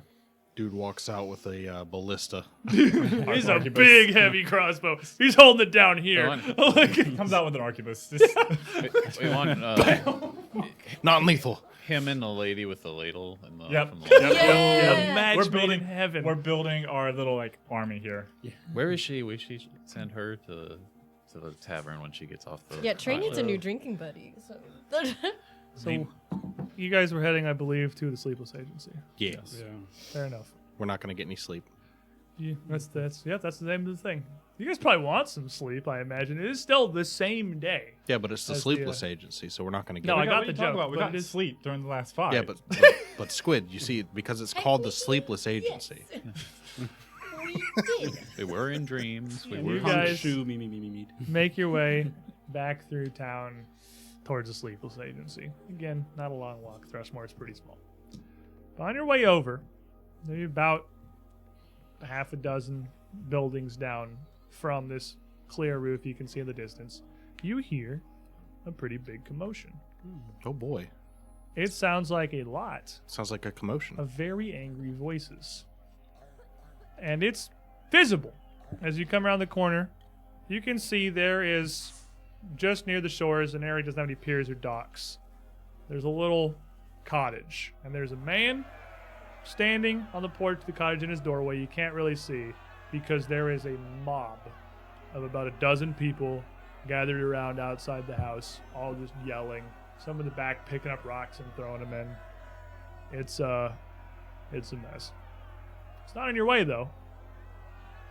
Can we pick up any words of what they're saying? A couple of people near the back of this, they seem to be yelling about the murals and blaming the man in the doorway for their appearance. The man's saying something back, but he's got his hands up. You cannot make out what he is saying over the crowd. Do I recognize who the man is? You would not know.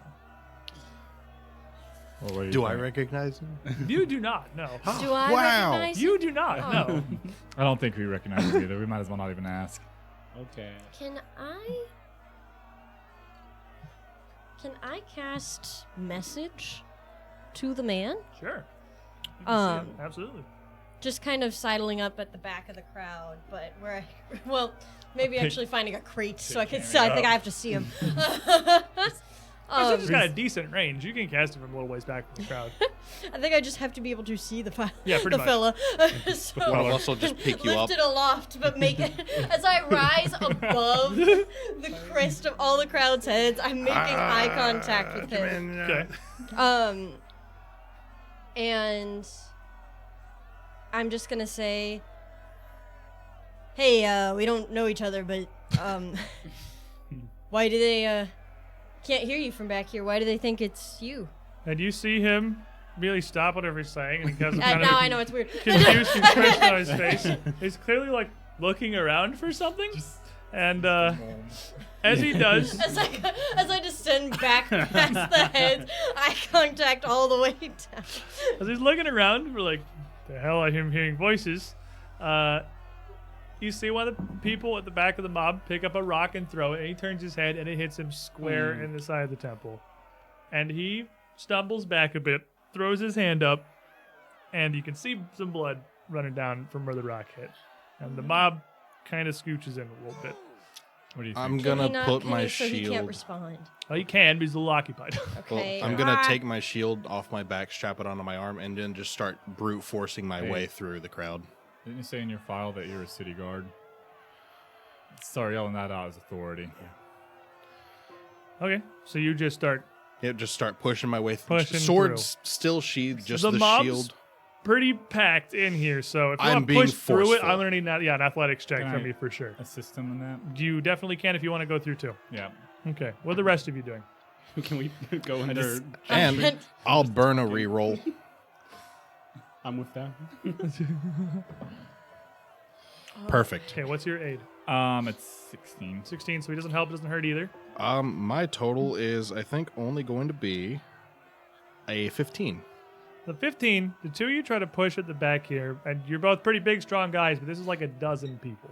And their attention is pretty well focused, and they are mad. Mob mentality is very much a thing.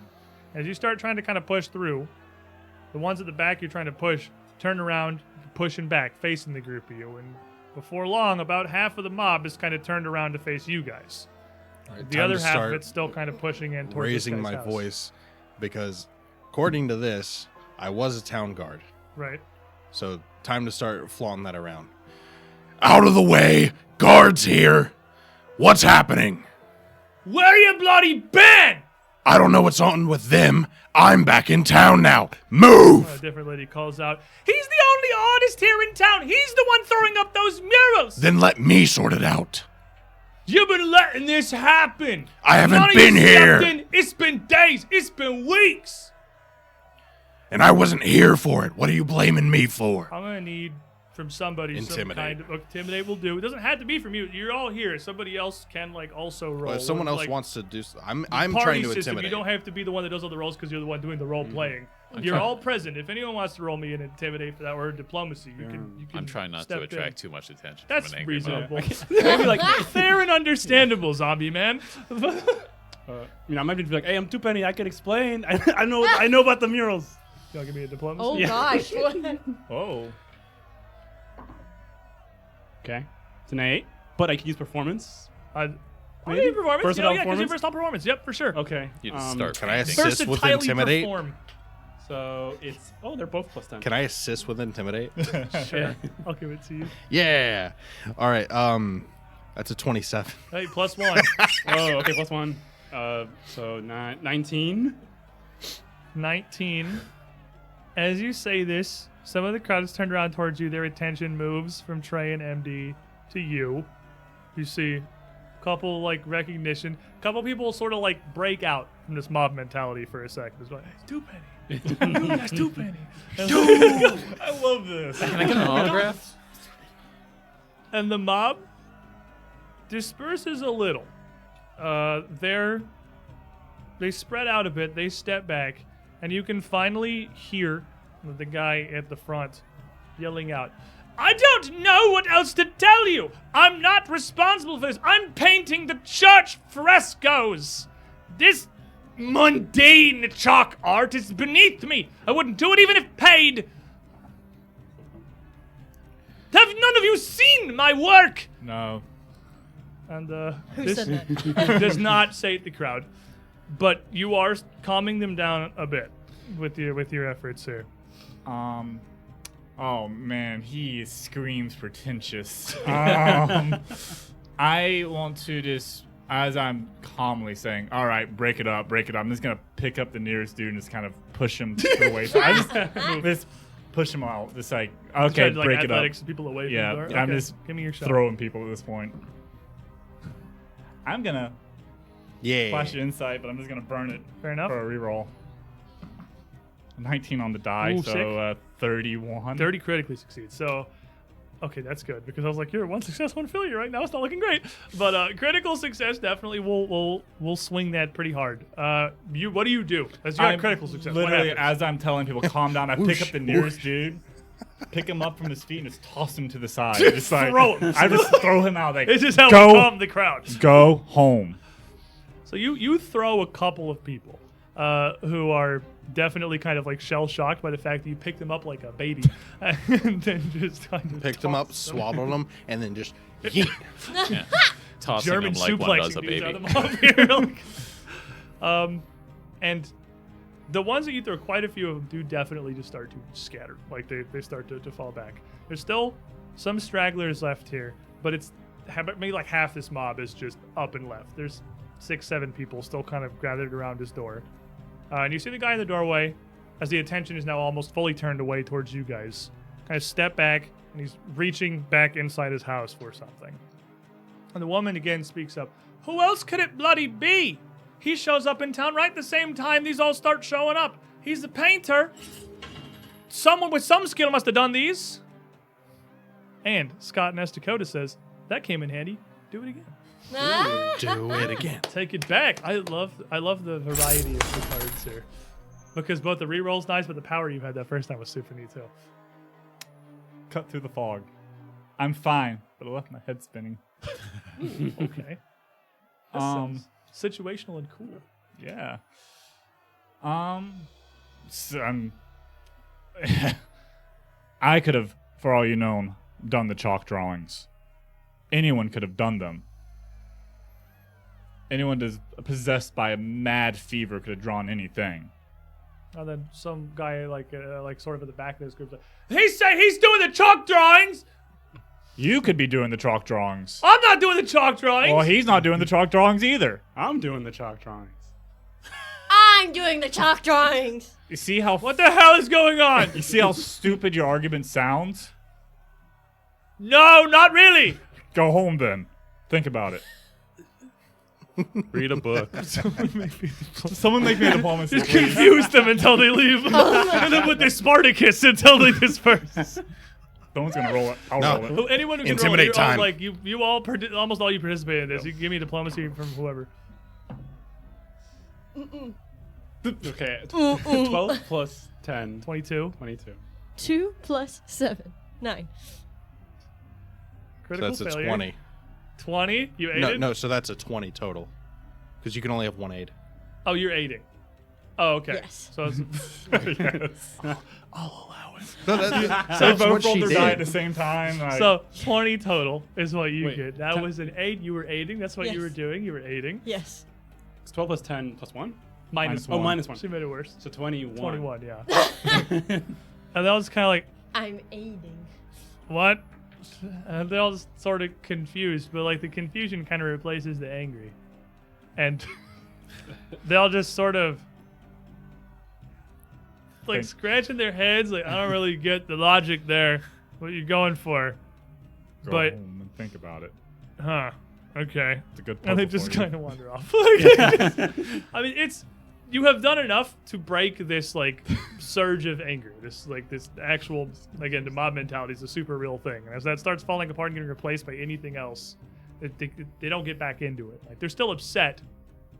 And that woman on her way out, I'm telling you, he's the one doing all this, putting these things up around town. Well, if he is, we'll take care of it. You bloody well better. But I don't want you to have innocent blood on your hand if he isn't. Whatever. And she leaves. And the guy comes back out, and he's holding an umbrella like upside down, just with like the handle out. It's got like a curved metal handle. I'm terrified. Oh, they're gone. Wonderful.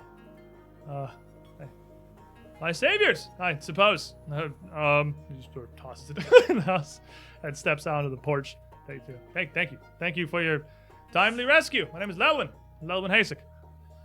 It's a pleasure to meet you. To whom do I owe the pleasure? Good Samaritans and Good a town guard. Good Samaritans. I heard that. I had heard that the guards in town were all but gone. Kind of Pretty summed up in much. the fortress. Is something funny? Are you okay? We lost him. He has a medical condition. Oh, he does look rather off. Yeah. But Under the weather. Don't talk about it around him. He's sensitive about it. Yeah. fair enough. Oh, please, my manners. He just kind of reaches out to where the blood's still kind of running down his head. I'm going to fetch a poultice. Would you like to come inside for a moment? Sure. And he heads back excited. in and leads the group of you into. It's not a huge cottage, but for the cottages in Thrushmoor, I mean, it's a little above average.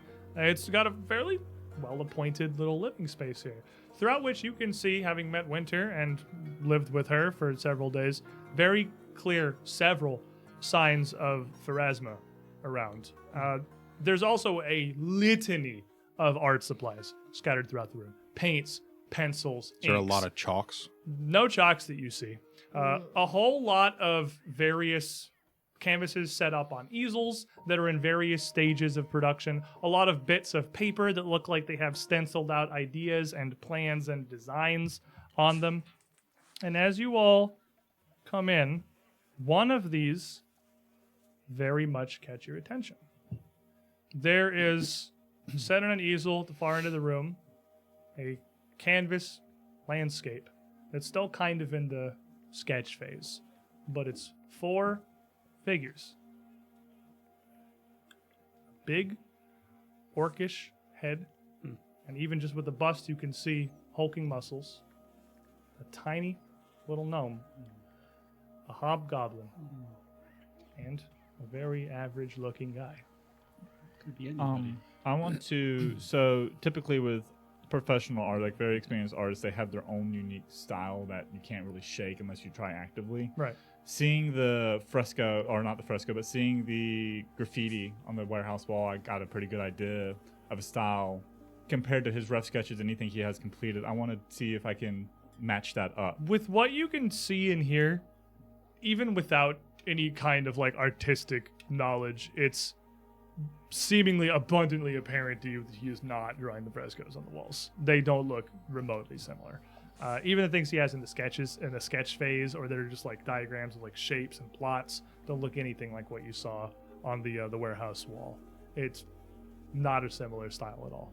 Not to mention, again, you don't see any chalks or anything like that. The man returns in a few moments, holding a little poultice of cloth up to his head. You can see a bit of water condensation dripping down from. Oh, they caught me right fair with that rock, I must say. Rocks make a Well, deadly weapon. sorry, apologies for all the clutter. I find myself very busy recently. I'm working on a fairly massive project for Esmond Chapel here in town. To be honest, artist's workshop is kind of relaxing in its own way. Really? Well, You see a process. fellow patron of the arts, then, are you? Sort of. I Sort picked of. it up recently. Do you have a particular style that you favor, or a? I've only Medium. I actually only have experience with chalk. Now you have a moment to look at this guy here alone in his room. He is very clearly a half-elf. The extremely elongated pointed ears give that away, but he does not have the horrifying demon eyes of a Pathfinder I elf. love them. So I the only vaguely one- see Adam Sandler. He's ruined now.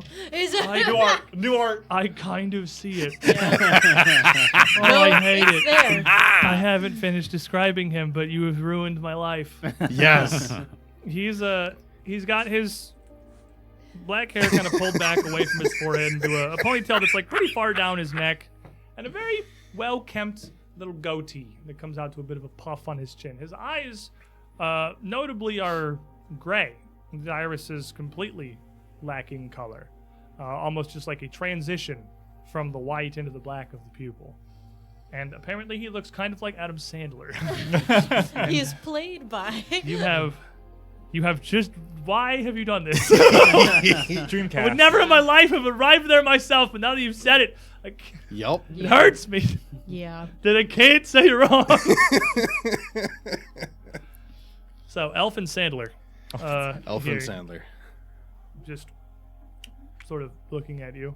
Well, I could offer you some tea or some coffee, some biscuits or something. I know it's getting fairly late. You probably have things to do. Actually, Well, I'm interested in that piece right Yep. over there. Mhm. The one that you're sketching with the 4 figures in it. He looks at it. And he looks at us. Yeah, we caught that conclusion. What do you think, Easy?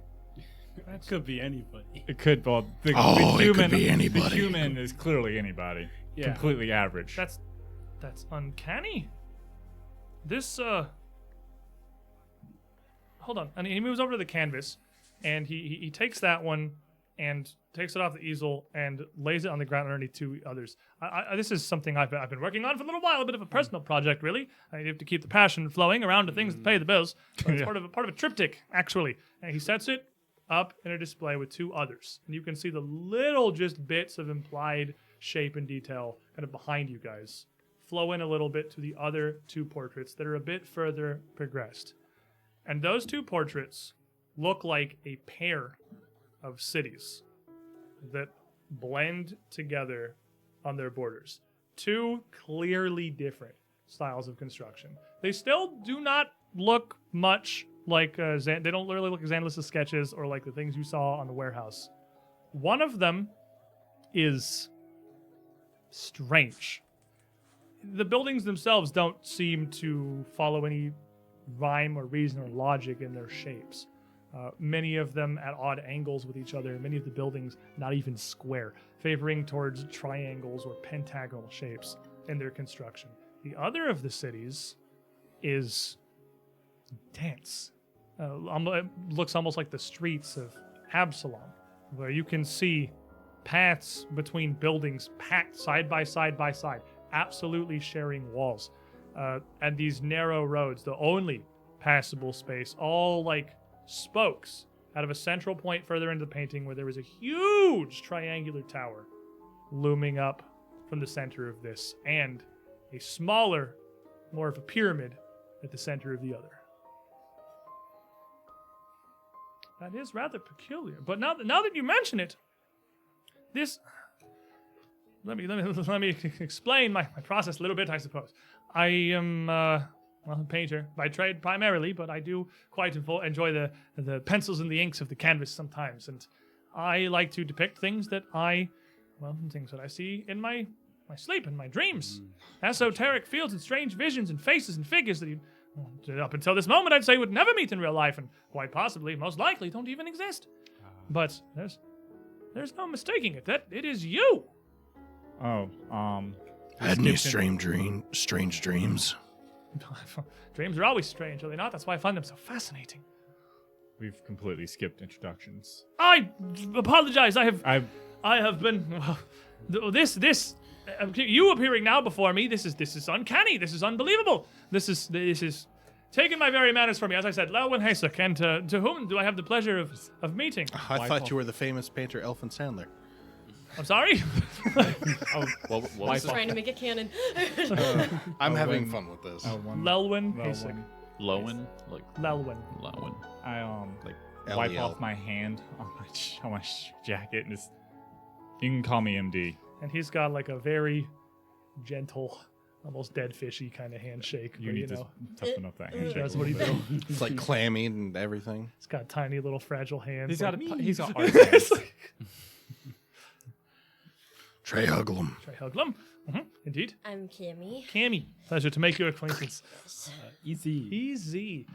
Well, I thank all of you now, not only for your timely arrival, for my salvation, but for my inspiration spawned into the flesh. This, I've heard stories sometimes from traveling soothsayers and or the like that our dreams mean something. That those who can read the dreams, the fates, the way things intersect, they supposedly have purpose. They have reason. There's logic to them. But I didn't think it was quite this literal. Yeah. Uncanny. Absolutely uncanny.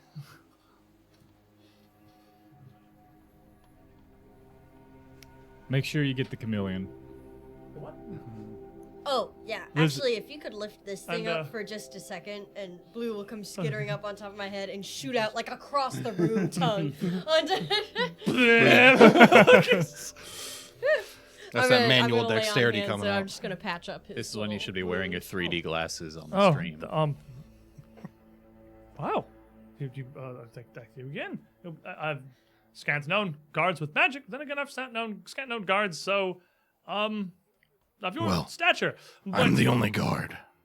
I see. Off duty, I suppose. Then I'd heard that. Yeah, like as I said, I'd heard the guards were all shuttered away. Something about finances or whatever the woes of a mismanaged town. But You don't get paid, you don't work. that's fair enough and understandable. It was no. It was certainly narrower. My nose? This Your nose is fine. can Oh, I God! can I ask a favor of you, for which of course you will receive compensation? If I could spare a few hours of your time over the coming days to sit for me, so that I could finish this properly. Now that I have, unbeknownst to me until just now, the subjects of my dreaming images, I could fill in the details properly. I could fix this. And you can tell us about the dreams. Have this side. I could. I'd be more than willing to share, and of course pay. I'm sorry. I skipped your introduction entirely, Lelwyn Hasek. I'm Marius. Marius. Kind of wave. I must admit you're not familiar to me, but a pleasure to make your acquaintance as well. You were as much a part of my saving as the rest of these fine folk. But I'm afraid I must specify this particular offer does not extend. That's fine. To That's you. fine. We can see what the next few days hold. Of course. We've just come back to course. town and don't know what needs to be taken care of. And it's a fair shake of, I imagine what I will offer is fantastic pay for simply some of your time in my boudoir painting these up properly. 10 gold a head. Yep, sounds good to me. Good A week's publicity. pay for many in this town, possibly even more. So, you are residents of Thrushmoor? I don't recognize any of your faces, but then again, I have only been here about a week. Only two of us. Fair enough. What brings you to town? I'm a resident. Oh, you said you Also were a resident. guard, correct? Yeah. But Yeah. the rest of you. We're just. Cammy will kind of look over to MD, kind of like, Bit of a secret. They're enough. taking care of local I business. certainly don't mean to pry. No big deal. Making pleasant. Oh, let me fetch some tea and biscuits, please. Make yourselves comfortable as you can. And he moves over and picks up a couple of rolls of paper and scrolls and some supplies and clears off a little couch and a chair in the side. This is some Kind of- very dramatic music. very I just dramatic kinda- music. I kind of just get down on the ground and sit on the ground so I'm closer to her head. What's up, Cam? are we going to tell him? That's 'Cause- entirely up to you. Well, because if he just got here, then I mean, anybody else out there? The guy, the tavern keeper Emmett, he said he didn't know anybody who went to Briarstone, but he obviously knows you. Somebody here probably sent us to Briarstone in the first place, but he couldn't have if he just got here. No. And he already knows us. Through the dreams. We can tell him. It could be something like what happened with Xandalus, but less. Yeah. I'm not really sure what to do. He's an odd sort, but a little over the place. Yeah, But having someone we can confide in that isn't our group or Winter or anyone else that can help us kind of keep an ear to the ground. What were you going to say? it was the Count that was interested in Xandalus's art, right? Yes. Do you think he's expressed interest in his art too? I don't know. It says he's here to paint a fresco in the church. I wonder who commissioned that. The church or the count? We can ask. But first, I think we should tell him our circumstance. Tell someone. Like the amnesia and stuff? Tell him about the dreams and everything that's happened By to that us. time, he comes back out, and he has a little tray in one hand and a bottle and a few cups in the other. He says, "Well, while the tea is ready, how about some wine?" And Well, I hope you have plenty. We're about to tell you a story. oh, well, I'm keen to hear it. Honestly, I don't really know what to make of this entire situation. But not only did I see you in my dreams, and not only do you really exist, you were drawn to me and to this little cottage that the church has let me. Not only just at all, but also at the exact moment that you were. That mob seemed like they were fair ready to rip me apart. And he lays down a little tray with a bunch of little, like, scones, basically sitting around it. Two little things of an orange and a purple jam, and a little dusting of powdered sugar across the top, and then puts the wine bottle and enough cups for the whole room I'm down next all to it. about the scones. Do you have a blank sheet that I can borrow to draw on, sketch have on, and a pencil? Many. I'm eager to see your talents. It's They're- rare in my travels to a hamlet such as this to meet someone else who was properly inclined into the artistic ways. It's meek talents, but it is enough. Meager talents grow into beautiful trees, my friend. And he turns and grabs a little scroll and a couple of pencils and hands them to you. Okay. I guess MD is just gonna take the lead and start telling the story. And he's gonna be drawing out faces of the people he can remember, and the things that he's seen, the doppelgangers, the ghouls, this quick Are you sketches. telling him just like everything? I'm telling him, unless they stop me at any specific point and say, "Don't say that." It's not like it's a secret. I'm telling him the whole story from amnesia to Okay. everything that's happened because it's heavily involved in You dreams. guys could use a friend. We could use a friend, and you know what? We're This guy picking sees. This one guy's guy. the first guy. You guys came out of Briarstone Asylum at the start of today's session thinking, hey, we're free from the nightmare, and immediately found Someone else. Nightmare. Who's More. connected. walls covered in the same art that Xandalus was seeing, this guy who was seeing the four of you in his dreams. It's not over. It's never over. It's never over. But you fill him in on, like, everything. After a couple of minutes, you hear the kettle screeching, and he quickly excuses himself to go bring that in. Brings the wine back with him, brings the kettle out, and you eat through some scones and drink through some drink while you explain everything that has happened to all of you so far. I'm assuming including that you all are complete amnesiacs. That you Yeah. do not remember anything before like a couple days ago. He listens, occasionally asking questions about various things, showing a particular interest in maybe perhaps understandably Xandalus and his art, especially pertaining to how similar it is to what's been showing up here in Thrushmoor. At the end of your tale, which I imagine takes some time Yeah. So much going To, to the uh, sleepless to days. share, Yeah. it is probably like the sun is gonna set while you're sharing with your new buddy Hasek here. They're sleepless. They'll be up. This is a vivid story. Your gift of art may not very well lie with pen and paper, but with wordcraft. You spin and engrossing tale, though you have incredible material to work with, if all this is true. Well, I suppose the unfortunate part of all of this is that I'm out one of my commission pieces. I was supposed to meet with Administrator Elige Lissandro a few times next week to prepare a portrait for her to hang in the halls of Briarstone Asylum, but I guess that's not going to happen then. That's okay. This project is big enough. It should be good enough. It should justify my time coming out of Thrushmoor, at least. You could paint a portrait of me if you want. Oh, I very much do. I want to finish this triptych of mine. It's something that speaks to me, and I think it's really going to speak to others as well once it's finished. Now, I must admit, I feel like something perhaps is lost in translation going from these strange shapes seen through the fog of a dream to proper sitting subjects, but it's something I must explore now that I have the opportunity. Okay. Well, this is an incredible tale you have woven, my friend, but I'm not really sure what to say to it, or any way that I can aid. I am new in this town. I've arrived just to paint this chapel. They've hired me and given me a pair of cottages, one to stay and one to use as the studio, but I will admit I haven't found much use for the other. I mostly stay here. What sleep I can find between my works is on this very floor, often. So if you've all just arrived here from Thrushmoor, you don't have places to stay. You could use the other cottage if you wish. The least I can offer for saving me from that mob. That sounds good to me. Yeah, It's right across. It's right across the way. It's that, and he just points out like a front window that he has. Literally, that building right there. It should be big enough for the 5 of you to rest in. Some of you will have to share bunk space, of course, but it has 3 separate chambers. That sounds good. Yeah, if any mob shows up again, we'll be right next door. So right on the doorstep. My savior's close at hand.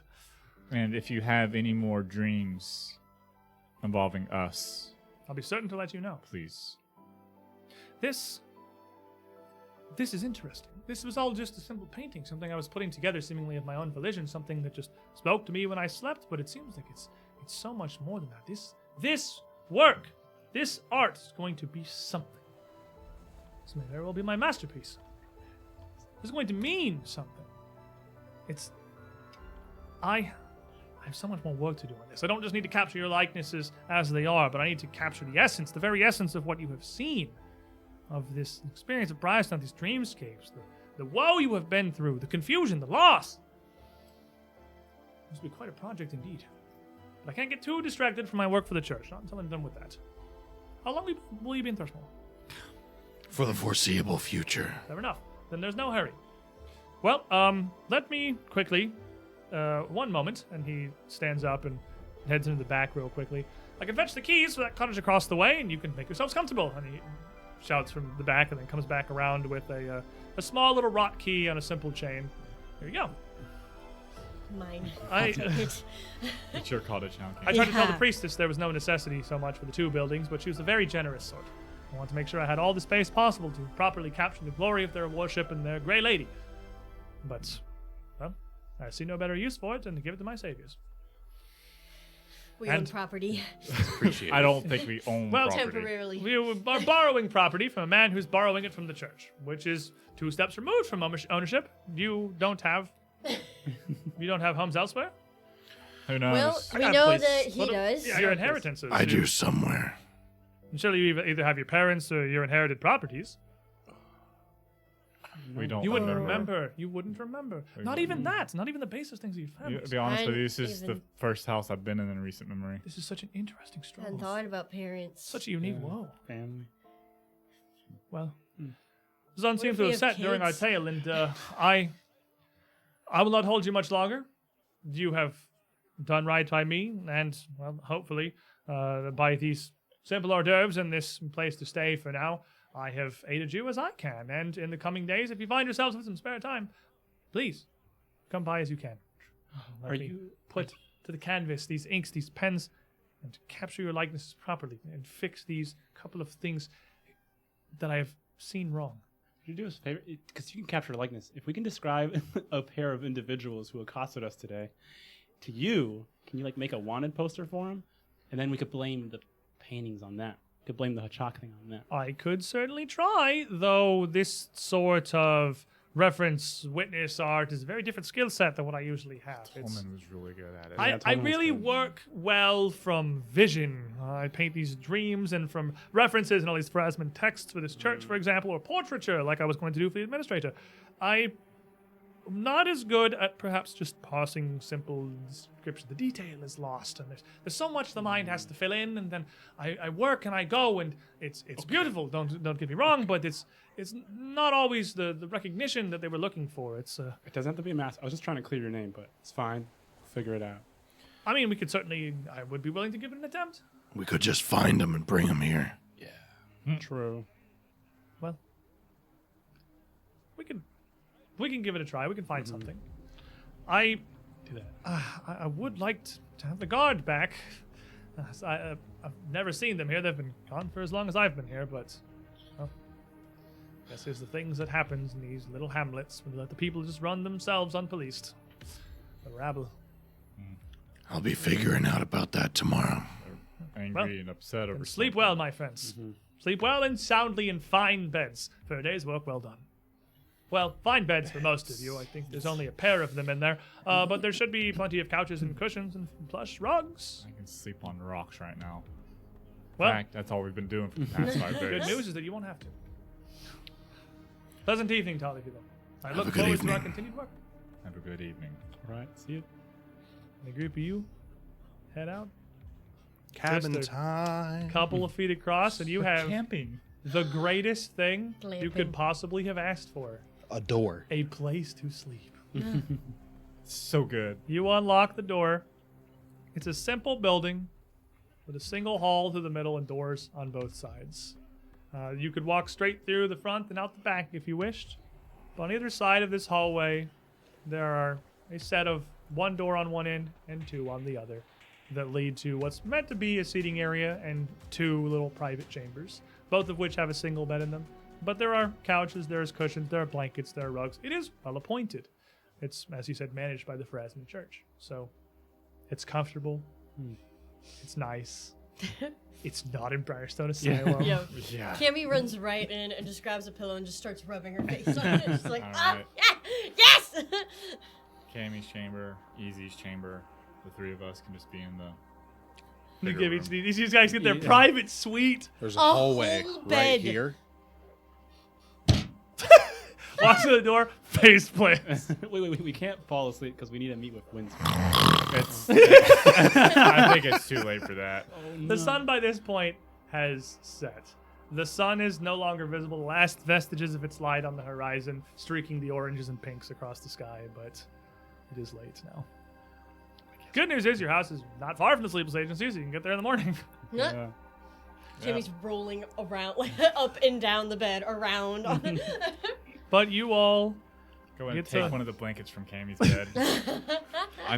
I'm not feeling too sleepy. I'm gonna go out for a little walk. I'll be back in a couple hours. a couple hours. Are you going places? Going places. Okay. He needs a midnight snack. Everyone's laying down, and Marius is going on a bit of a journey that I don't think he feels the need to detail right now, if I'm reading you correctly. Yeah. Or do you wish to?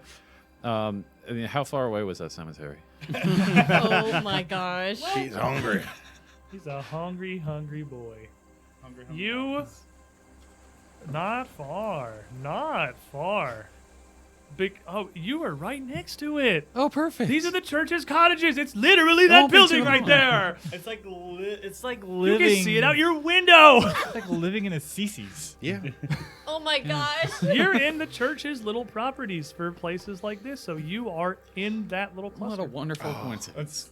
What's the name of that fermented, like Stormstromung or something? Like it's Yeah. been buried I know what you're for a talking while. about. Oh, Yeah. Yeah, so it's just a whole bunch of fermented food waiting for him. I mean, there We're could at be a something new fresh. Time in the town. It's, don't know. It's graffiti, rave robbing. It's not The grave robbing. corpses are just gone. Yeah, they're still in the corpses. So we know what Marius is doing. No, we don't. We can know make what an Marius educated is guess. doing. And the rest of you finally get to settle in for the first nice, warm sleep you can remember. Drag Trey into the other chamber.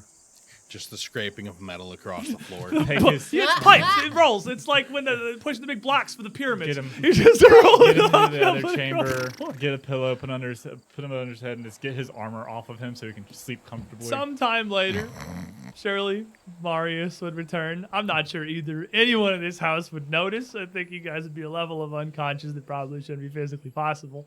But, deserved, earned, and dare I say, wanted. A little wash basin next to where we're sleeping that has a little note that says for Marius. A little rag.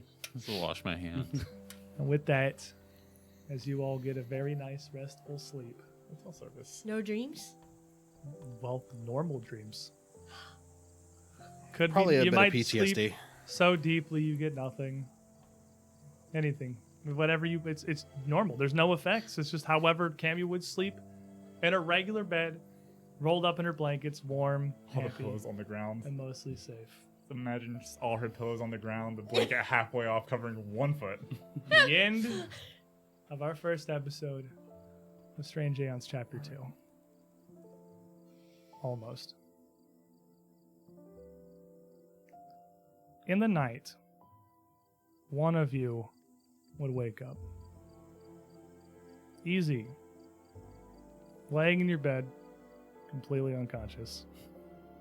You would be awoken by a weight. Something like a It's the cat. like a huge cat climbing on your chest, but something heavier. And as you kind of struggle to wake up, asleep in your eyes, you don't know what time it is, but it is late.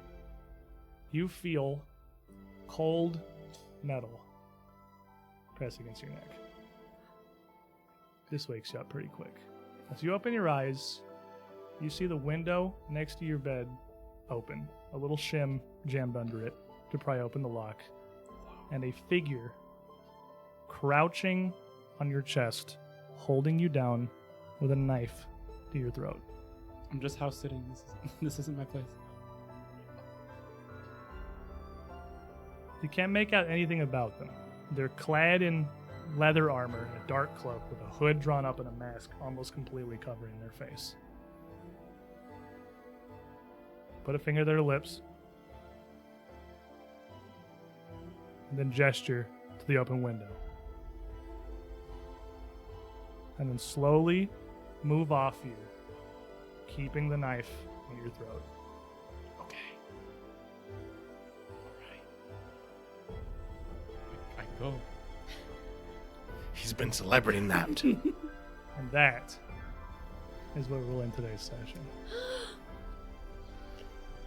That kidnapping was easy.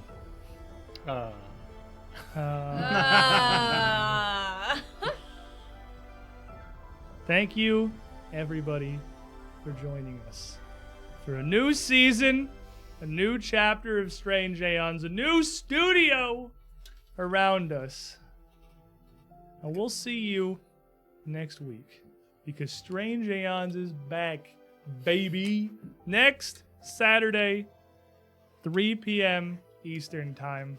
Same as we've always been. And if you want a little bit of extra Pathfinder before that, we're going to be back in this studio Monday evening at 7 Eastern with another episode of Solely Over Here's campaign, Malevolence, where we do the seat tradey thingy. And she sits over here and runs the game, and I sit over there and cause familial strife. That's pretty much my job in that one. The Adventures of the Numina Family. Oh, we got the Malevolence theme song. The Adventures of the Numina Family throughout a very, very horrible mansion. We're going round 2 with Brain Trap, baby. We're going to win this time. Enjoy your weekends, everybody. Hopefully we'll see you Monday. Again, we're back next Saturday. I'm pumped for more Aeons. Goodbye, friends. Stay sane. Bye.